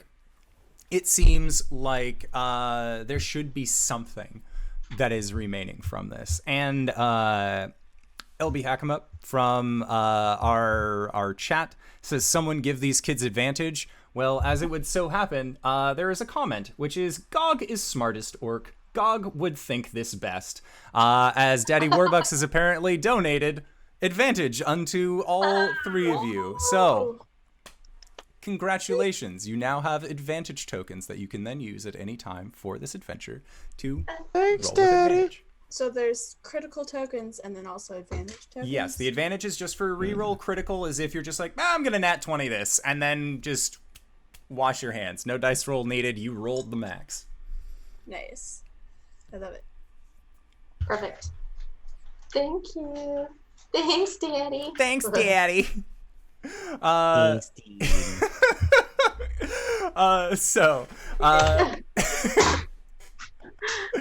So as you guys continue on, you see that again this hallway kind of breaks off into two different distinct paths, but as you look down the right and the left path, you see that more corridors are extending along the right and the left, and it seems like they are actually breaking and becoming more frequent. And having taken the time to also identify, again, one of these passageways that you've seen that was farther away, kind of more steadily growing, you see as you continue onward that these pathways are growing at a much more alarming rate. They seem to actually be developing hallways as you watch them versus just these very steady growths. I really hate this place. I'm horrified, but it seems like this is the only progress we've made. I say we keep going. At least something's changing. Yeah, I don't see that we have very many other options. Looking around walls. Okay. And as you guys are looking, make another set of perception checks. As you're currently feeling partially lost while inside of this labyrinth. 18. That one was a 20. Bwomp, bwomp, bwomp. Bwomp, bwomp, bwomp. Bwom, bwom, bwom. 7. All right. So, we got an 18, a 20, and a 7. I'm going to throw some blomps in the motherfucking chat right there. So, as you, Sweet Pea, as you've been thinking about it, that there should be some kind of debris or something else that leads from these scrape marks. As you look on, you see that in the dust on the ground, there are footprints. And you see that there are these humanoid footprints that you had kind of recognized with these small patches, with these small droplets of blood still coming from them, going down the right-hand hallway. But then you see that there are at least 10 other sets of smaller footprints that also seem to then extend down that hallway, and they seem to be following. There's little tiny footprints and then even tinier footprints over here. I think our monster had babies. I say proceed with caution. There's still blood. Yeah. It is Oh. kind of concerning. I'd rather not fight babies. Feels wrong. Well, let's deal with the mother of these creatures, if that is what we're facing off with, and take it from there. Good plan. Okay. So, as you all continue onward, there is a moment as you kind of continue on that you see some of these smaller footprints, the ones that do not have the blood kind of coming from them, extend down one of these other hallways, and they just seem to kind of offshoot, and it seems almost like there isn't a more regimented walking like there would be from a hyper-sentient creature, either even a townsfolk level sentient creature. This seems more like it is the quick pattering of some sort of almost like a beast or an insect. It seems to be moving more based off of a more primal directive rather than trying to plot something out. Hmm. But they go off the other direction now? Or just ahead? These ones, the tinier ones, seem to have gone off along another one of these offshoot paths, but it seems like the main footprints that you have been following just are, as you're following them, they do seem to twist and wind along these narrow corridors, and it seems like as you kind of see them, they actually get close to another one of these more narrowed halls, and then it seems to expand outward. Make another perception check. A lot of you. 17. 15. 18. Okay. So you guys are all good, and as you look past this this kind of skinnier hallway that you can see extends about 20 feet. At the end of this hallway, about 50 feet away, is a medium-sized creature. And this creature looks like it has humanoid appendages on it. You can see that there are legs that extend down towards feet. You see that there is a head where a head is supposed to be, unlike it was on several of the other creatures. But rather than hands, you see that there are these long spider-like appendages that seem to extend upward from its shoulders and then down towards its bottom side, and with those is actually carving a message into the wall. And as it does, you see that there are about 8 of these very small, almost tadpole-looking like creatures that are on 2 feet each, that have their face kind of extends outward into what would normally be a mouth, but there is just far too many teeth. It seems almost circular in nature, almost like a lamprey mouth. And they are kind of just moving around the feet of this creature. And as it continues to scrape onto the walls, you see that there are chunks of rock and sediment that seem to be coming and falling out of that wall. And as those stones hit the ground, you see them begin to kind of merge in and then swell in size, and you see that there are 2 little feet that then stick out, and it actually rises up, and a little mouth opens up with an ungodly number of teeth on the inside. And it seems like the stones that this creature is carving out are actually turning into these very tiny looking creatures. Oh god, rock babies. Oh.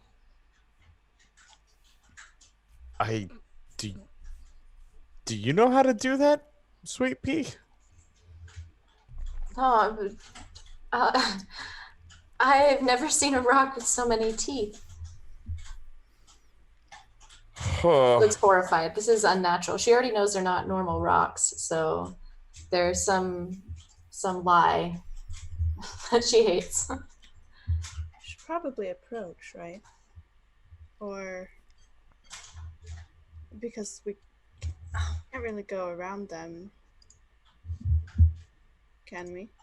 No, it seems like you have found the creature that you have currently been seeking after. Okay. Well, shall I just immolate the room?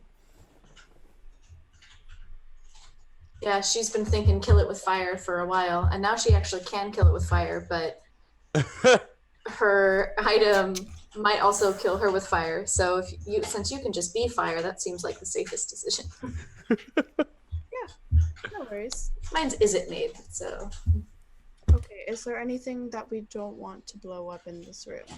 Just to be clear before I do anything. Me. Us. I won't blow you up, don't worry. Alright. I think I shall... Let me just make sure this is a legit thing I can do. I believe in you. I would like to cast MILF's Minute Meteors. Oh shit, okay. So I create 6 tiny meteors that float around me, and I'm holding out my rod, and they're just kind of like trailing behind it, and they're just kind of like orbiting me. And I will send 2 of the meteors streaking towards this creature. And then the meteor will explode, and every creature within 5 feet of that point must make a dex save or take 2d6 fire damage. Okay, and you're sending 2 of these meteors? Yep. Okay. So let me rattle off some dex saves real quick. Yeah. Unlimited power. Sweet, please. Clapping. Get him. Yeah. And the other 4 meteors will keep orbiting around me. Okay, so the big boy was able to succeed, and 3 of these smaller boys were able to succeed as well, but everyone else failed. Okay. So that will be 9 damage on a fail and half as much, so 4 on a save. Okay, so for Biggin, and then no. It's a very theatric kind of spell. It's like meteors. Yeah. It's a fun one. Alrighty, so it looks like all of these creatures are actually still standing. Okay, that's all right. And at That's that point, as this fire just breaks onto these creatures, you see that this tall figure with these long spider-like appendages coming from its back just turns and looks towards the lot of you, seeing as how you are down this hallway, and you just hear this unearthly as its eyes begin to glow white. I need you all to make wisdom saving throws. Oh, brother. Aura of protection, y'all get +3. Nice. More than 20. 25. 15. 16. 15 and 16. Okay, so as this creature's eyes begin to glow and it makes this unearthly noise, and you see all of these little creatures that have been singed and burnt but are still alive and kicking kind of recede back behind it, it turns and then just begins to kind of shamble run off. It isn't able to do like a knife arm sprint, but instead you see it leaning its chest forward to kind of maintain momentum as it runs. And Darian, you and Wither, as you watch this, go to confer with Sweet Pea about what you've just seen, and Sweet Pea is no longer standing next to you. Ah! Like What? she's gone? She seems to have entirely disappeared, her and her iron protector. Darian's gonna reach out to where she was and feel if she's there. Nothing. Okay. Sweet Pea! Well, that's not cool. And are we in initiative or? It seems to have run past. If you guys would like to try and chase after it, then you are more than free to do so. And then when you end up closing that distance, then we can go back into initiative. Yeah, Okay. I'd like to do that one. Yeah, I'd like to just Misty Step up there. Okay. So yeah, you Misty Step past the hallway of these grabby hands and just nope, don't want to deal with it. And with your sorceress talent, you're able to kind of again burst yourself forward that additional 10 feet, I believe. And so you can see that this creature is currently making a new hallway to try and run down and around to. And Darian, are you just running headlong? Darian sees her Misty step away and just, oh, should have been a wizard. I should have been a wizard. I should have been a wizard. And he just starts running. Still has his sword and shield out. Just clank, clank, clank, clank, clank. Okay. Make 2 dexterity saving throws for me. Oh, sure. Oh. That's a 12 on that one. And an 11 on that one. Okay. So you're going to be taking the full amount of 6 and then the full amount of 18. Oh, tight. Cool. As these hands just sort of bash and berate you as you make your way through chasing after Wither. Sweet pea. Good. Uh, That was a 6 and then an 18, or a Yes. 6 and then something else that added up to 18. nope, it was a 6 and an 18. I know. Just hoping. I was just really hoping. Mm-hmm. So Sweet pea. Yeah. You've locked eyes with this creature, and as it makes this noise, you feel that there is a brief wave that washes over you, and as you feel your head getting slightly clouded, you kind of shake your head a little bit, and as you open up your eyes, you see that you are no longer by your friends. Your iron defender is still next to you. This pile of rocks doing its best to pretend at being a dog. And as you kind of take stock in where you are, you realize that you have been transported to a different section. Looking in front of you, there is no longer that kind of thinned out kind of hallway. There instead just seems to kind of be this branching path. And you can see that the pathway on the right seems to have more light coming from it and actually has more of a natural curve to it, more like a spiral. So she might just yell at first, like trying to find her people, yelling for Darian and Wither just to see if anybody can hear her or if she seems like she's actually super far away. This is magic bullshit, so. Yeah. And as you yell and then you hear your words echo through this deep chamber, then you kind of mutter under your breath, even though you are an artificer, just this is magic bullshit. As your friends are apparently with outside of hearing range. What would you like to do at this point? I'll probably start heading towards that lighter path, then see if more light is coming from that direction, then hoping that maybe it leads out or something. Okay. And as you are making your way, you see that there are markings on the walls. Again, these messages that you've seen, but there seem to be a new set of them. Whereas previously they had been kind of the same 4 or 5 messages that had been repeated ad nauseum as you continued on. It seems like there are longer, more constructed phrases that are along these walls now. And one of them says, "Why should I bother? I like it here." And then you see that beneath it on another section, it says, "We've been alone for so long. It's fine."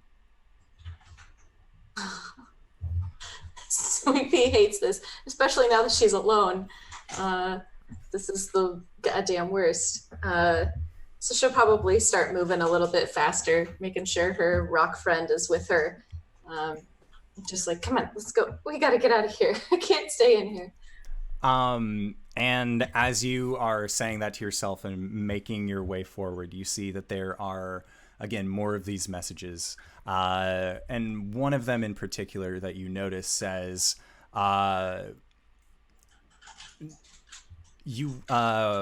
we wouldn't need to believe in false goddesses if we focused more on ourselves. And then on another line, as you continue onward, it says kindness, love. What do those get you? And again, continuing on, another message. At the end of the day, they will only send you spiraling just as much as any other falsity. and you realize that this path that you've been taking has actually had a natural curve to it that seems to continue spiraling, just always sending you more towards the right. Oh, great.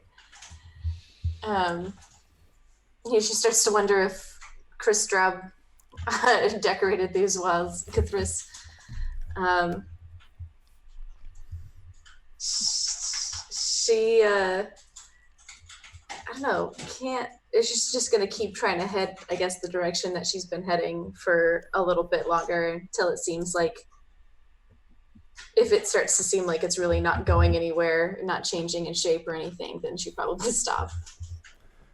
And as you are coming to this stop, what you see is a kind of statue that seems to actually begin forming out of the stonework that is on the ground. And it, in front of you, is the shape of, you would have known him as the Carver. There seems to be this large hooded figure that seems to have these kind of tendrils coming from where you would expect a mouth to be, and it just has its hands sitting together, and this statue almost seems to look directly at you. And you see that on this stone plaque beneath it, that words begin to become etched as your vision reads them. And as it does, you read, "If you weren't hunting us down like some kind of beast, what is it that you would even be doing?"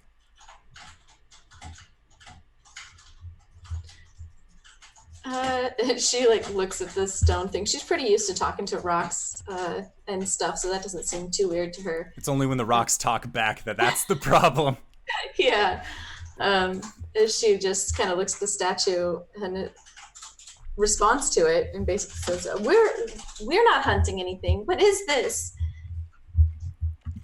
And as you say, "We're not hunting anything. What is this?" It says, or at least you see that kind of stone slab then mold back in to create this kind of clean slate texture. And then a message actually comes back to you. And it says, "This is true loneliness. This is what it means to be lost."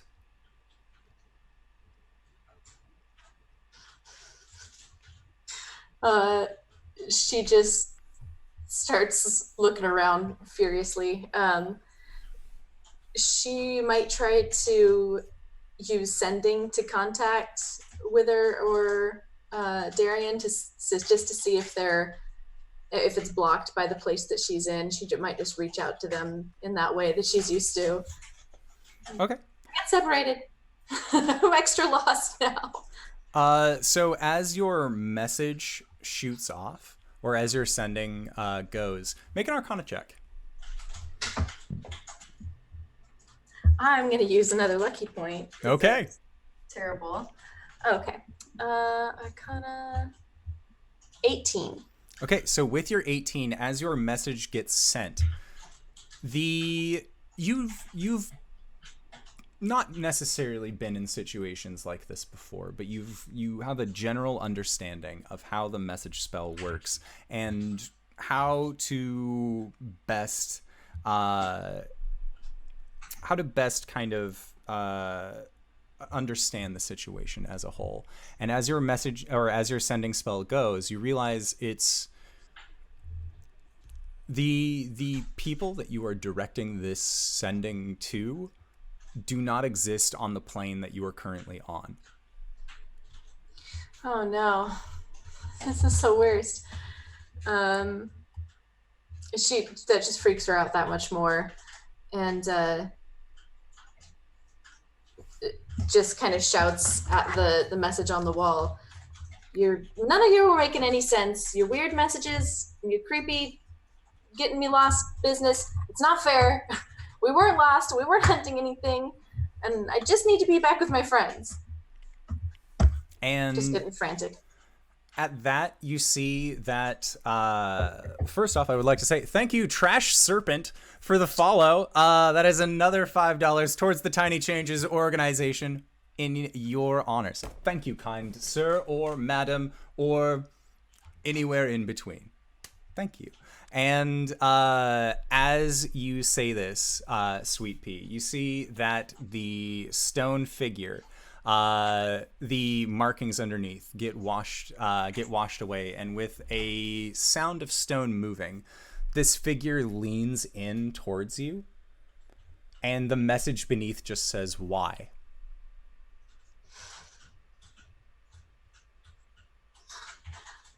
Sweet Pea is just baffled. This is the worst kind of stone. Why what? Why I need to be with my friends? There is another wash, and then yes.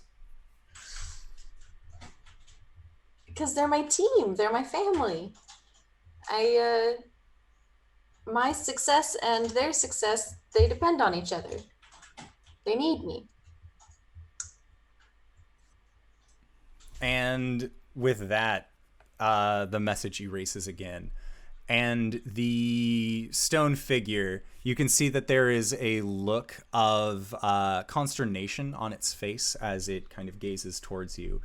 And it says, "Wouldn't you be better alone?" No, I've been alone before and it wasn't very successful. So from my experience, I'm going to go with no. Been there, done that. Okay. And as you are having this conversation with this stone creature, that is when we are going to transition back over to Wither and Darian, as the two of you are chasing down this creature and you are making sure to follow quickly behind it. Let's have you both roll into initiative. You are muted. Aha, I thought I unmuted. Okay, so I got a 7. Okay. Did I really only get +1 initiative? Damn. 15? Okay. 15. Oh, I got a 15. I'm sorry. I'm so used to I forgot it wasn't a save. I'm so spoiled by the +9 I could get on a charisma save because of my paladinness. It was like, a paltry +1. I guess I'll take it. If I have to. Okay, so then we have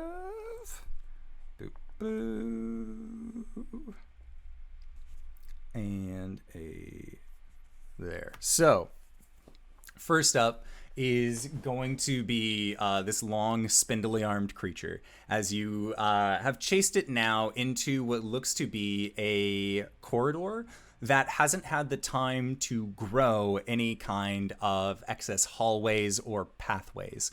And as this creature turns and looks towards you, you see it extend one long, spindly claw towards the lot of you, as a group of about 5 of these smaller creatures then just begin rush waddling towards you. And they are going to attempt to then bite out at you, as you see this creature then just begin scraping at the side walls. As it does, you see 2 more of these smaller creatures actually form beneath it. So the first 2, who is in front, as whether you had magically pushed yourself much farther away, or much closer to this creature than Darian had been able to run, unless you had kind of hung back and allowed for both you and Darian to then run side by side. I'm probably still in front. Okay. I just figured he would catch him. That's fair. Yeah. On brand. Feels right. So 5 of these tiny little bitey boys are going to attempt to latch out towards you. The first one gets a natural 1. No problem there. Second one gets a 11. I'm assuming doesn't hit you through your mage armor. Third gets a 21 to hit. Yes, that hits. and you see it leap up and try and jump out towards you. You are going to be taking 9 points of piercing damage as this creature actually latches onto you. It's impossible number of teeth just sinking into your shoulder, and it does not seem to want to let go. So then there are the other two that had not made their assault towards you yet, but they are also going to try and attack and lunge. And Darian, you see as Wither just kind of gets swarmed by this initial group. That does not hit. That does not hit either. So only one of them was actually able to leap up and clamp its tiny, impossible jaws upon you. So then next up is going to be Darian. Okay, so she's got one hanging off of her currently. Yes. And what armor can I see you wearing? I have a cloak of protection, and I have this faint aura of magical armor. Okay. Around me. I'm going to. Would I be able to? And these things are small, yeah. Yes. And I would also like to say thank you to the anonymous donor for the Game Master critical. Sneaky. Yes, so now I have one I get to sit on as well. Oh wait, no, I hate that. No, keep giggling. It's fine. Wait, no. I mean, thank you for donating, but no. Why? Fuck, wait, go back. Donated to the wrong side. You charitable in the wrong neighborhood. I would like to Darian runs in, sees that happen, kind of exhales and is like, huh. Slaps his chest and he would like to expend his lay on hands pool on himself for probably 20 points. Let's be real. I took a lot of damage, man. And as a bonus action, he will cast, where it be, Shield of Faith on Wither. Okay, so what does you that get a bonus 2 to your AC for the next 10 minutes as long as I maintain concentration. Okay, cool. And then how far am I from this little party? From the tiny party that is all up on Wither, or the taller boy that's scraping at the walls? Because you were able to get. So he's still trying to. Yes, you guys have chased him down to a hallway that has no exit.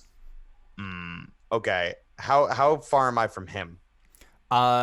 You are at this point approximately 15 feet, but you had to use your movement to get up to being next to Wither. Get up to being next to Wither. Okay. Yes. All right. Yeah. So I would. I'm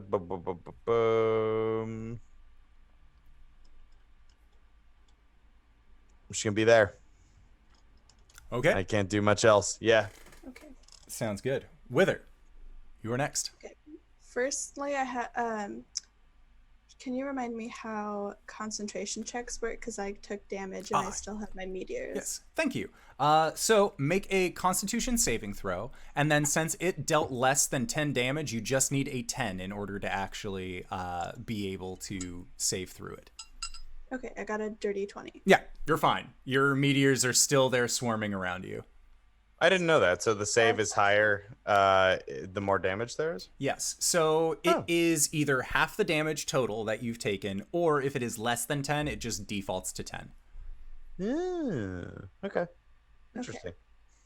So, would you say that all the creatures in here are within a 40-foot circle? I would say that. That's a pretty good assumption. I would also say that Darian is.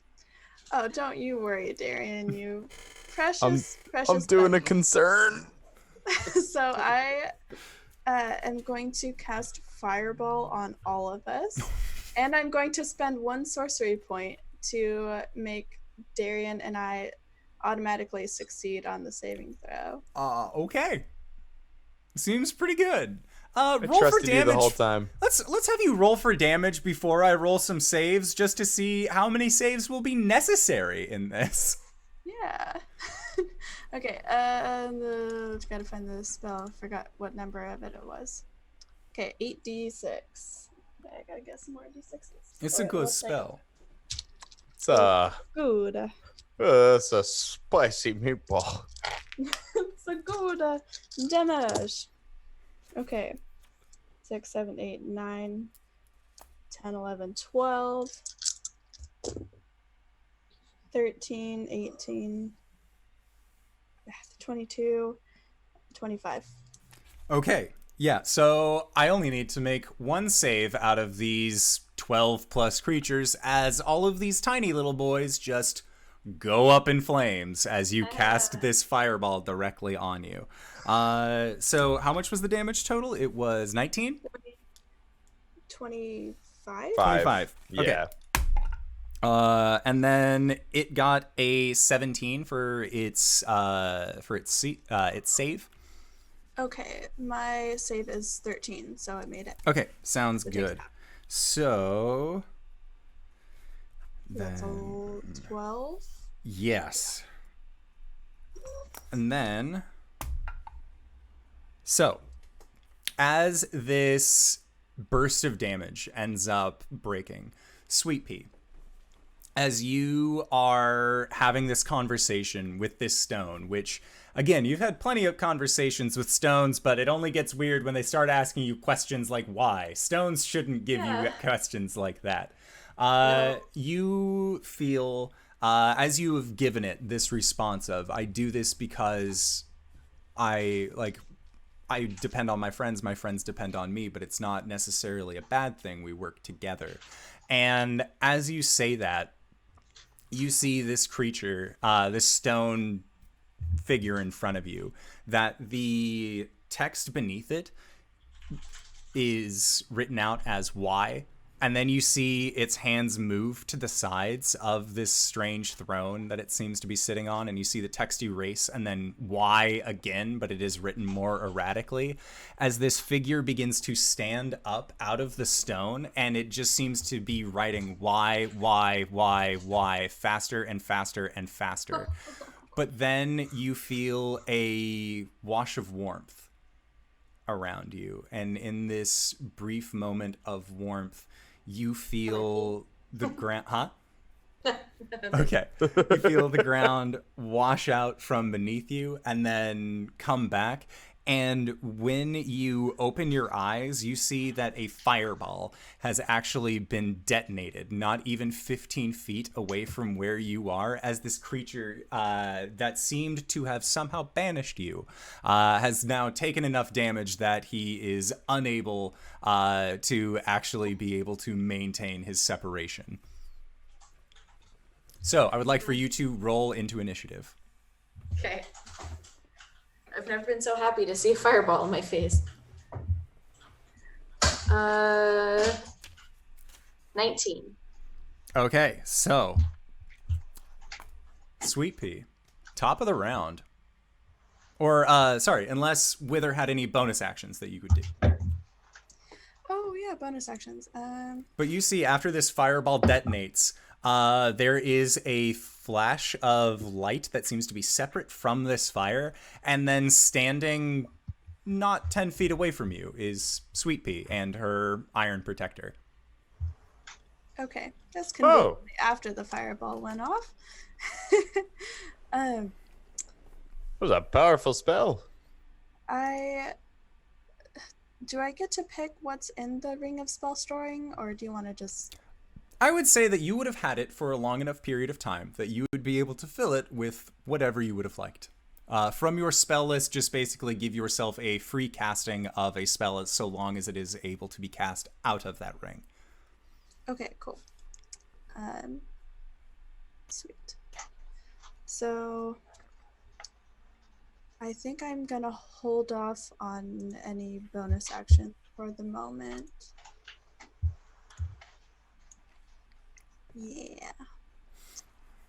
Okay, so Sweet Pea, you have been returned to your party members. You see that there are all of these quote-unquote rock babies that you had seen before are just charred and blackened and broken apart like clay that has been overheated within a kiln.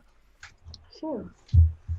And at the end of this hallway, just very scorched and looking very angered, is this large creature that has these spindle arms that was trying to claw at a wall, it would seem. How far away is that creature? That creature is, for you, about 20 feet away. Okay. So when she pops back into this realm and she kind of realizes that we're still killing the monsters with fire, she'll just reflexively throw her hammer, which is essentially just a big rock tied to a stick. But it's her hammer she's tinkered to return to her when she throws it. So she could, with her 2 attacks, she should be able to throw it twice and have it come back to her. Yeah. This is makeshift Thor. Hell yeah. It's her friend, the rock. He always comes back. Yeah. So I'm gonna throw my hammer. Oh, jeez. That's a natural 20. As a bwamps. Womp, womp, womp, womp. Womp, Roll for womp. damage. And the way that I do damage on nat 20s is that you just roll twice as many dice because I love the shiny click clack math rocks. So Yeah. all the more. Yeah. I too am a dice goblin.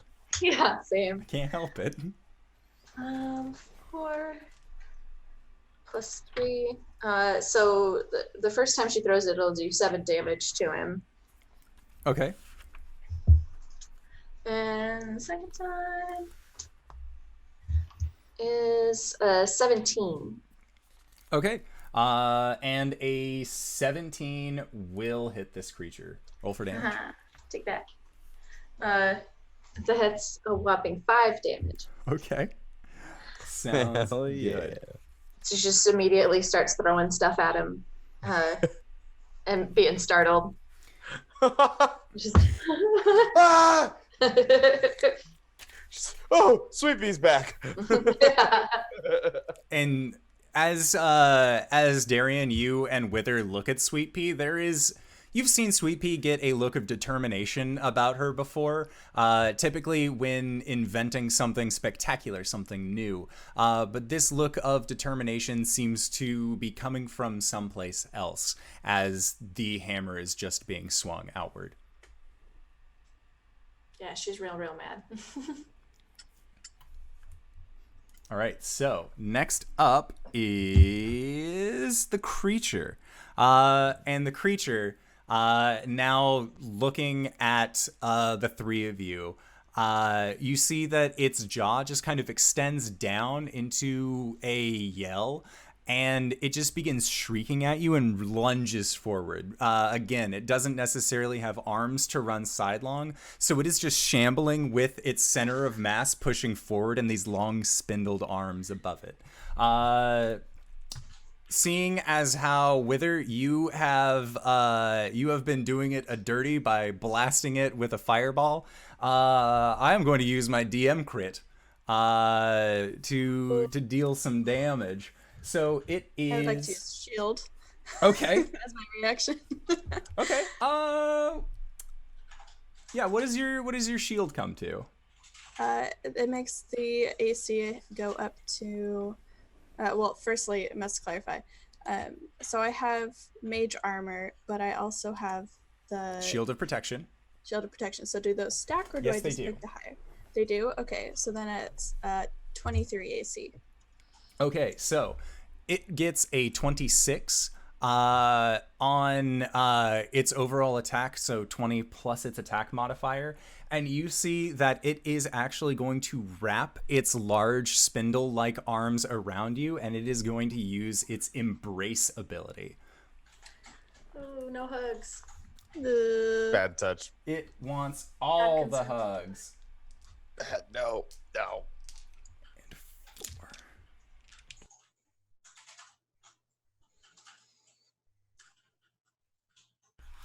That's good. All right, so... And then...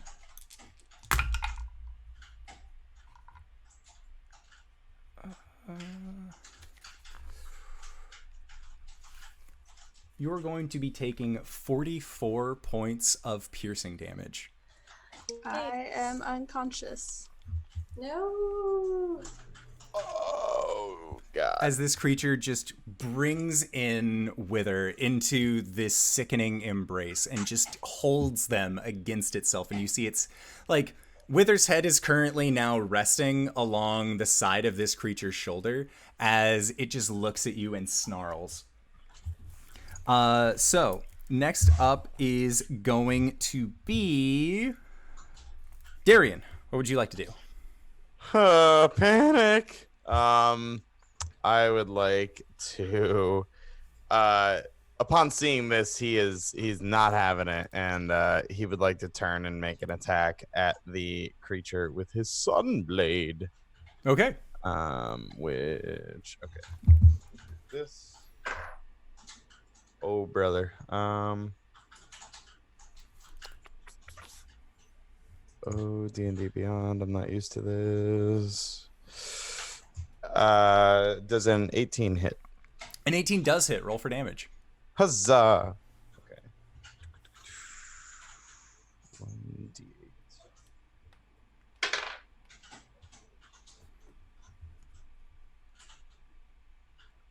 I'm sorry. I've never used this weapon before. And oh gosh. Okay. I believe it is just.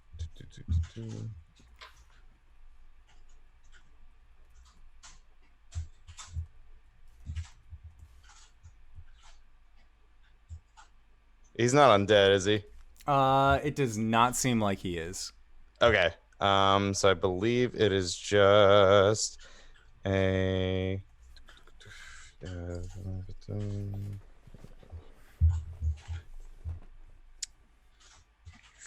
Oh my god, brain math. 13. Okay. That took way too long. I'm not used to D&D Beyond. I'm scared. It's overwhelming and so nice, but also overwhelming. Yeah, it is a lot. All right. So, would you like to make a second attack? I would actually like to add a smite to that. All right. I believe would you like still to- have a critical on your end as well that you haven't used. Oh, I sure do. Don't you worry. I would like to add a searing smite to that, which does an extra. I'm actually going to cast that at second level. So I will do 2d6. Okay, that's whack. That's 2 1s. So he takes 2d6 fire damage, and he is now on fire. Okay. And what was the overall damage for his swing? The swing was, what did I say? 13? It was 30. Oh, okay. So you're adding the searing smite onto the hit. Onto that hit. Yeah. Okay, got it. Because you still have your second attack action. So that's Yeah, what I thought was happening. I'm sorry. Yeah, I'm gonna take the second attack then. Okay. After that, I just wanted to. I had a successful attack. I wanted to place the smite on him when I had the successful attack. And that's why. Oh golly, that's a 17. That hits. Tight. And then it takes the fire damage at the start of its turn. It does. Okay. It takes at the start of each of its turns. It makes a con saving throw. Okay. And on a fail save, it takes 2d6. Yeah. Got it. Easier. And then that attack was a 15. A 15. 15 damage. Okay. Mm-hmm. Sounds good. This creature looks mightily injured, but it is still able to stand. Wither, And he's like, let her go. Let her go. Okay. So I need you to make a death saving throw. If it's a nat 20, I come back up with 1 hit point. Yes, right? you do. I'm gonna use my critical token. Excellent. Good call. So yeah, you wake up in this creature's embrace, but you are currently at 1 hit point. Worst I hug don't ever. like that. Um, You are currently grappled by it. okay. So, do I have the use of my hands for spell Yes, you do. casting? Yeah, grapple just means that your speed has been reduced to 0, but you still have full movability. Sweet. So I'm going to look at it like, I'm just tired of you. And I will open my mouth and cast Blight. Oh, shit. Oh, Necrotic God. energy just washes over it. Shoot the whoop. I was not expecting this, but I am gladdened. So, can you make a Constitution save, please? I can do my best, certainly. So let's see here. That is a 21 for its save. Okay, that does make it save, but it takes 8d8 and half of that. So, Okay, and because it is near the end of our stream, but I still have one last thing to give away, I'm going to be starting the giveaway for all of you people here in chat, where you could win this last Elderwood mini hex chest that we have that has a nice little sand dial on it.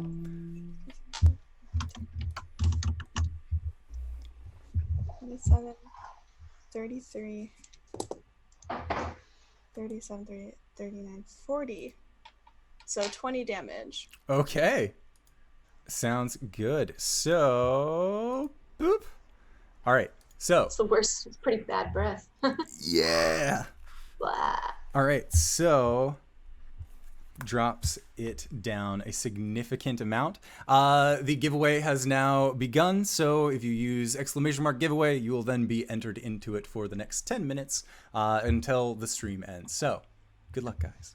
But since you are still in this creature's embrace, you are going to be taking psychic damage as you begin to get these feelings of the same kind of words that you've seen played along the walls, but they seem to be entering into you, these thoughts and feelings of, maybe I am better alone, maybe I should just be by myself, maybe the darkness isn't too bad after all. And you are going to be taking 6d8 worth of psychic damage. Oh, Jesus. Wait, who? Me? Yes. That's you, bro. While Oh, you are shit. currently grappled by No. this creature. It's making you think sad So, things. I don't believe that it is capable of killing you outright, so you'll be just dropping back down to 0 while in this creature's clutches. Son of a gun. 68? Yes, it would be 6d8 total.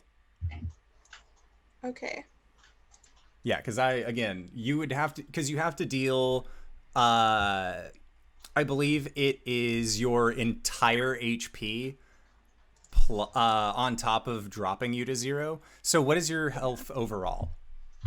57, so Yeah. yeah, I would only get to 48. Yeah, there is no possible way that it could kill you outright. So instead, you just drop down to your 0 again. And then next up is Sweet Pea. As you see, Sweet Pea, that as this creature has Wither just trapped in this embrace, as Wither opens her mouth and casts this blight, as the magic then fades, you see this creature's eyes glow once again, and you just watch as this kind of dark energy spills out from it and actually seeps into your friend as they just drop back into more of a slump.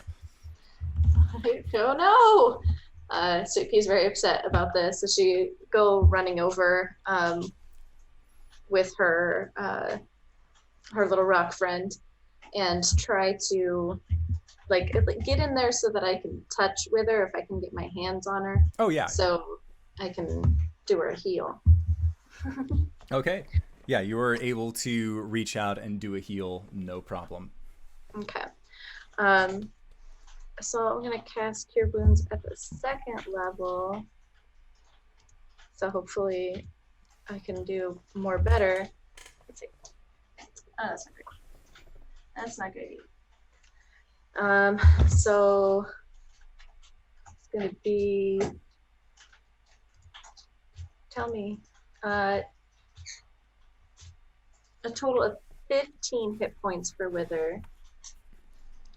And I'll try to kind of like while I'm doing the healing process, try to get her out of this thing's grasp as much as I can, just kind of tugging in my touching and tugging. Okay. Yeah, sounds good. So, yeah, Wither, you gain 15 hit points back. Yay! I'm alive. All right. So, Get out of there. did you have any bonus action that you would like to do, Sweet Pea? As a bonus action,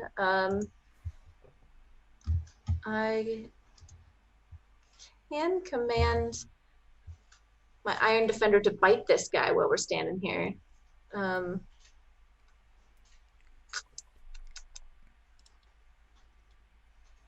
I could ask it to help her and see if I can try to get him to help drag her out. Yeah. Yeah, so I might do that instead. Just see, like, as I'm trying to tug her out of this thing's grasp, using my bonus action to give him this command to help me try to extricate her from this monster. Okay, sounds good. So, would you like to you can do either one of two things. You can either attempt to break the grapple on your own using the Iron Protector stat, or if you would like, you can then give Wither advantage when trying to break the grapple on their turn.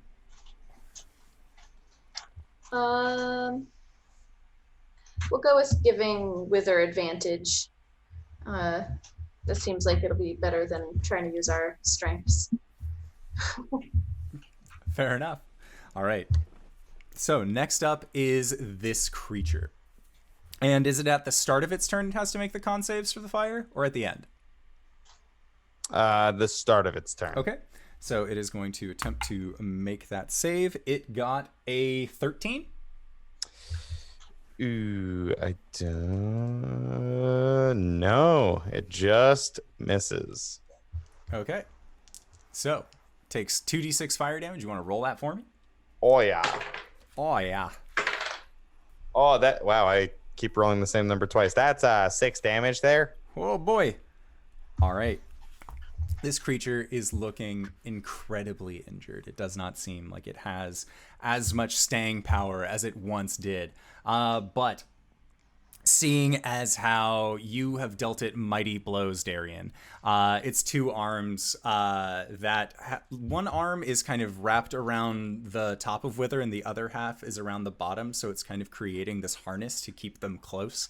And you watch as the other two arms from the extend out, one is going to jab under towards you and the other is going to deal a more over-style jab. No. They're going to attempt to stab you, but that is it at this point. It's just attempts. That is a 4 on the dice, so I'm assuming a 10 does not hit you. Nah. And then does a 17 hit? No, it does not. It just misses. All right, so with both of its attacks, it tries to strike out towards you, Darian, but it is to no avail. Next up is Darian. Cool. And not that it matters because it didn't hit, but is Shield of Fate still on her even though she's unconscious? Yes. Because Tight. you were the Okay, one who was cool. concentrating on the spell and not with her.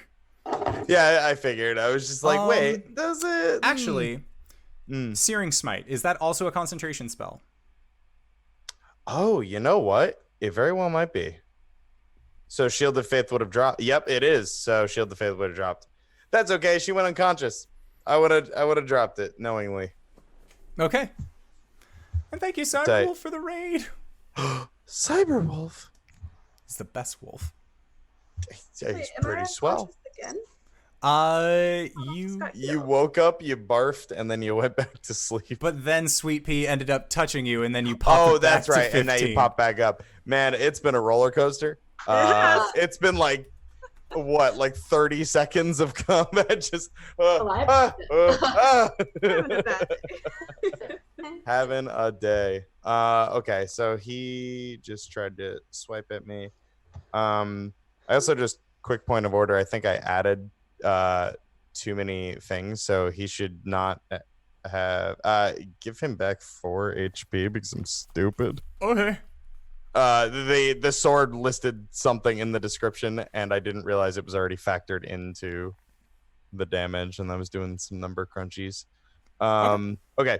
So yeah, I'm gonna swing at this lad again, I think. Yeah, I want to slap smite on there still, so I'm not gonna do anything else like that. Yeah. Okay. I'm gonna swing. I'm gonna swing. Ooh, that probably doesn't hit. An 8 on the dice. No. That's a 14. Does not hit. And is an 18 hit? An 18 does hit. Oh boy. Roll for that sweet damage.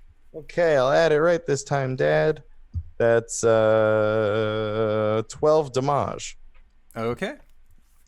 Sounds good. And that, I believe, is going to be my turn. All right. Awesome. Wither, it is your turn. You're still in this creature's embrace, but you are conscious.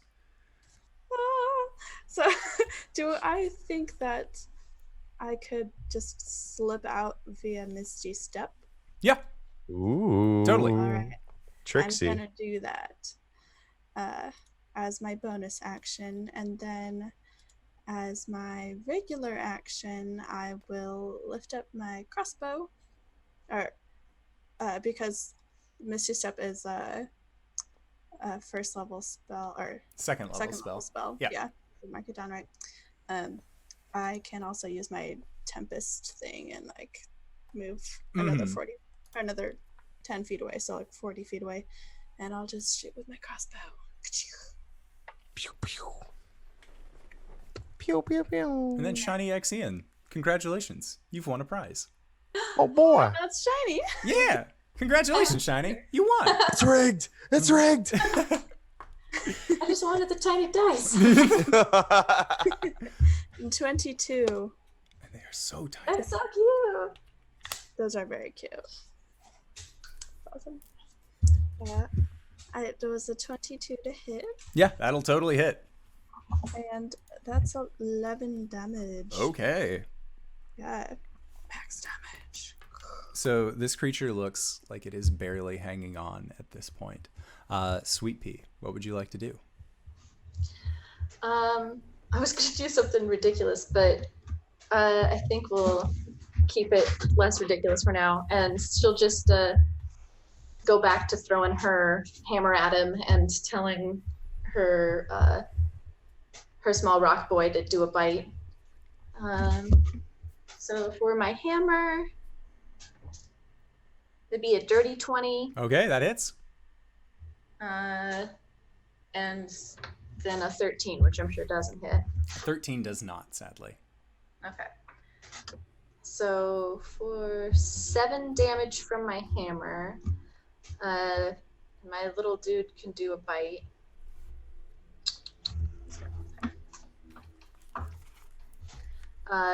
21 to hit. Yeah, that'll hit. I should hope so. And I'm gonna use my thing. Actually, I don't know if I can. If it's also a bonus action. How you work?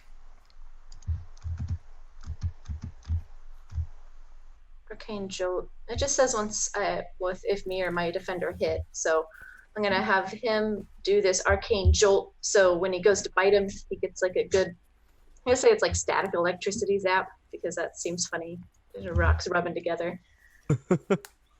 So he would normally do. So he'll do an extra 2d4 hit points. Okay. Gets him.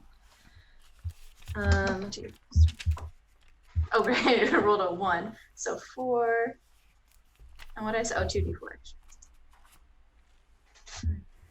9. So he does a bite, a little zappy bite for 9. Okay. Points. And then how much was your hammer damage? My hammer rolled poorly, I feel like. Now I don't remember. What does it normally do? Oh, it's the d4. So that one was 7 damage. So as the hammer returns back, as like you throw it initially and it kind of soars past this creature, and as it's on its way back, what does it look like when Sweet Pea gets the final blow against this creature? I'd like to think that her and her little rock friend get him at the same time, sort of a little combo, a little rock buddy combo. But she just really throws rocks at people, so it's probably nothing that spectacular. All right. She throws her hammer and maybe gets him something comical, like right between the whatever resemblance of a face it has, and just bonks him good. But my little iron defender seems to do the real damage and gives him a good chomp at the same time. Okay.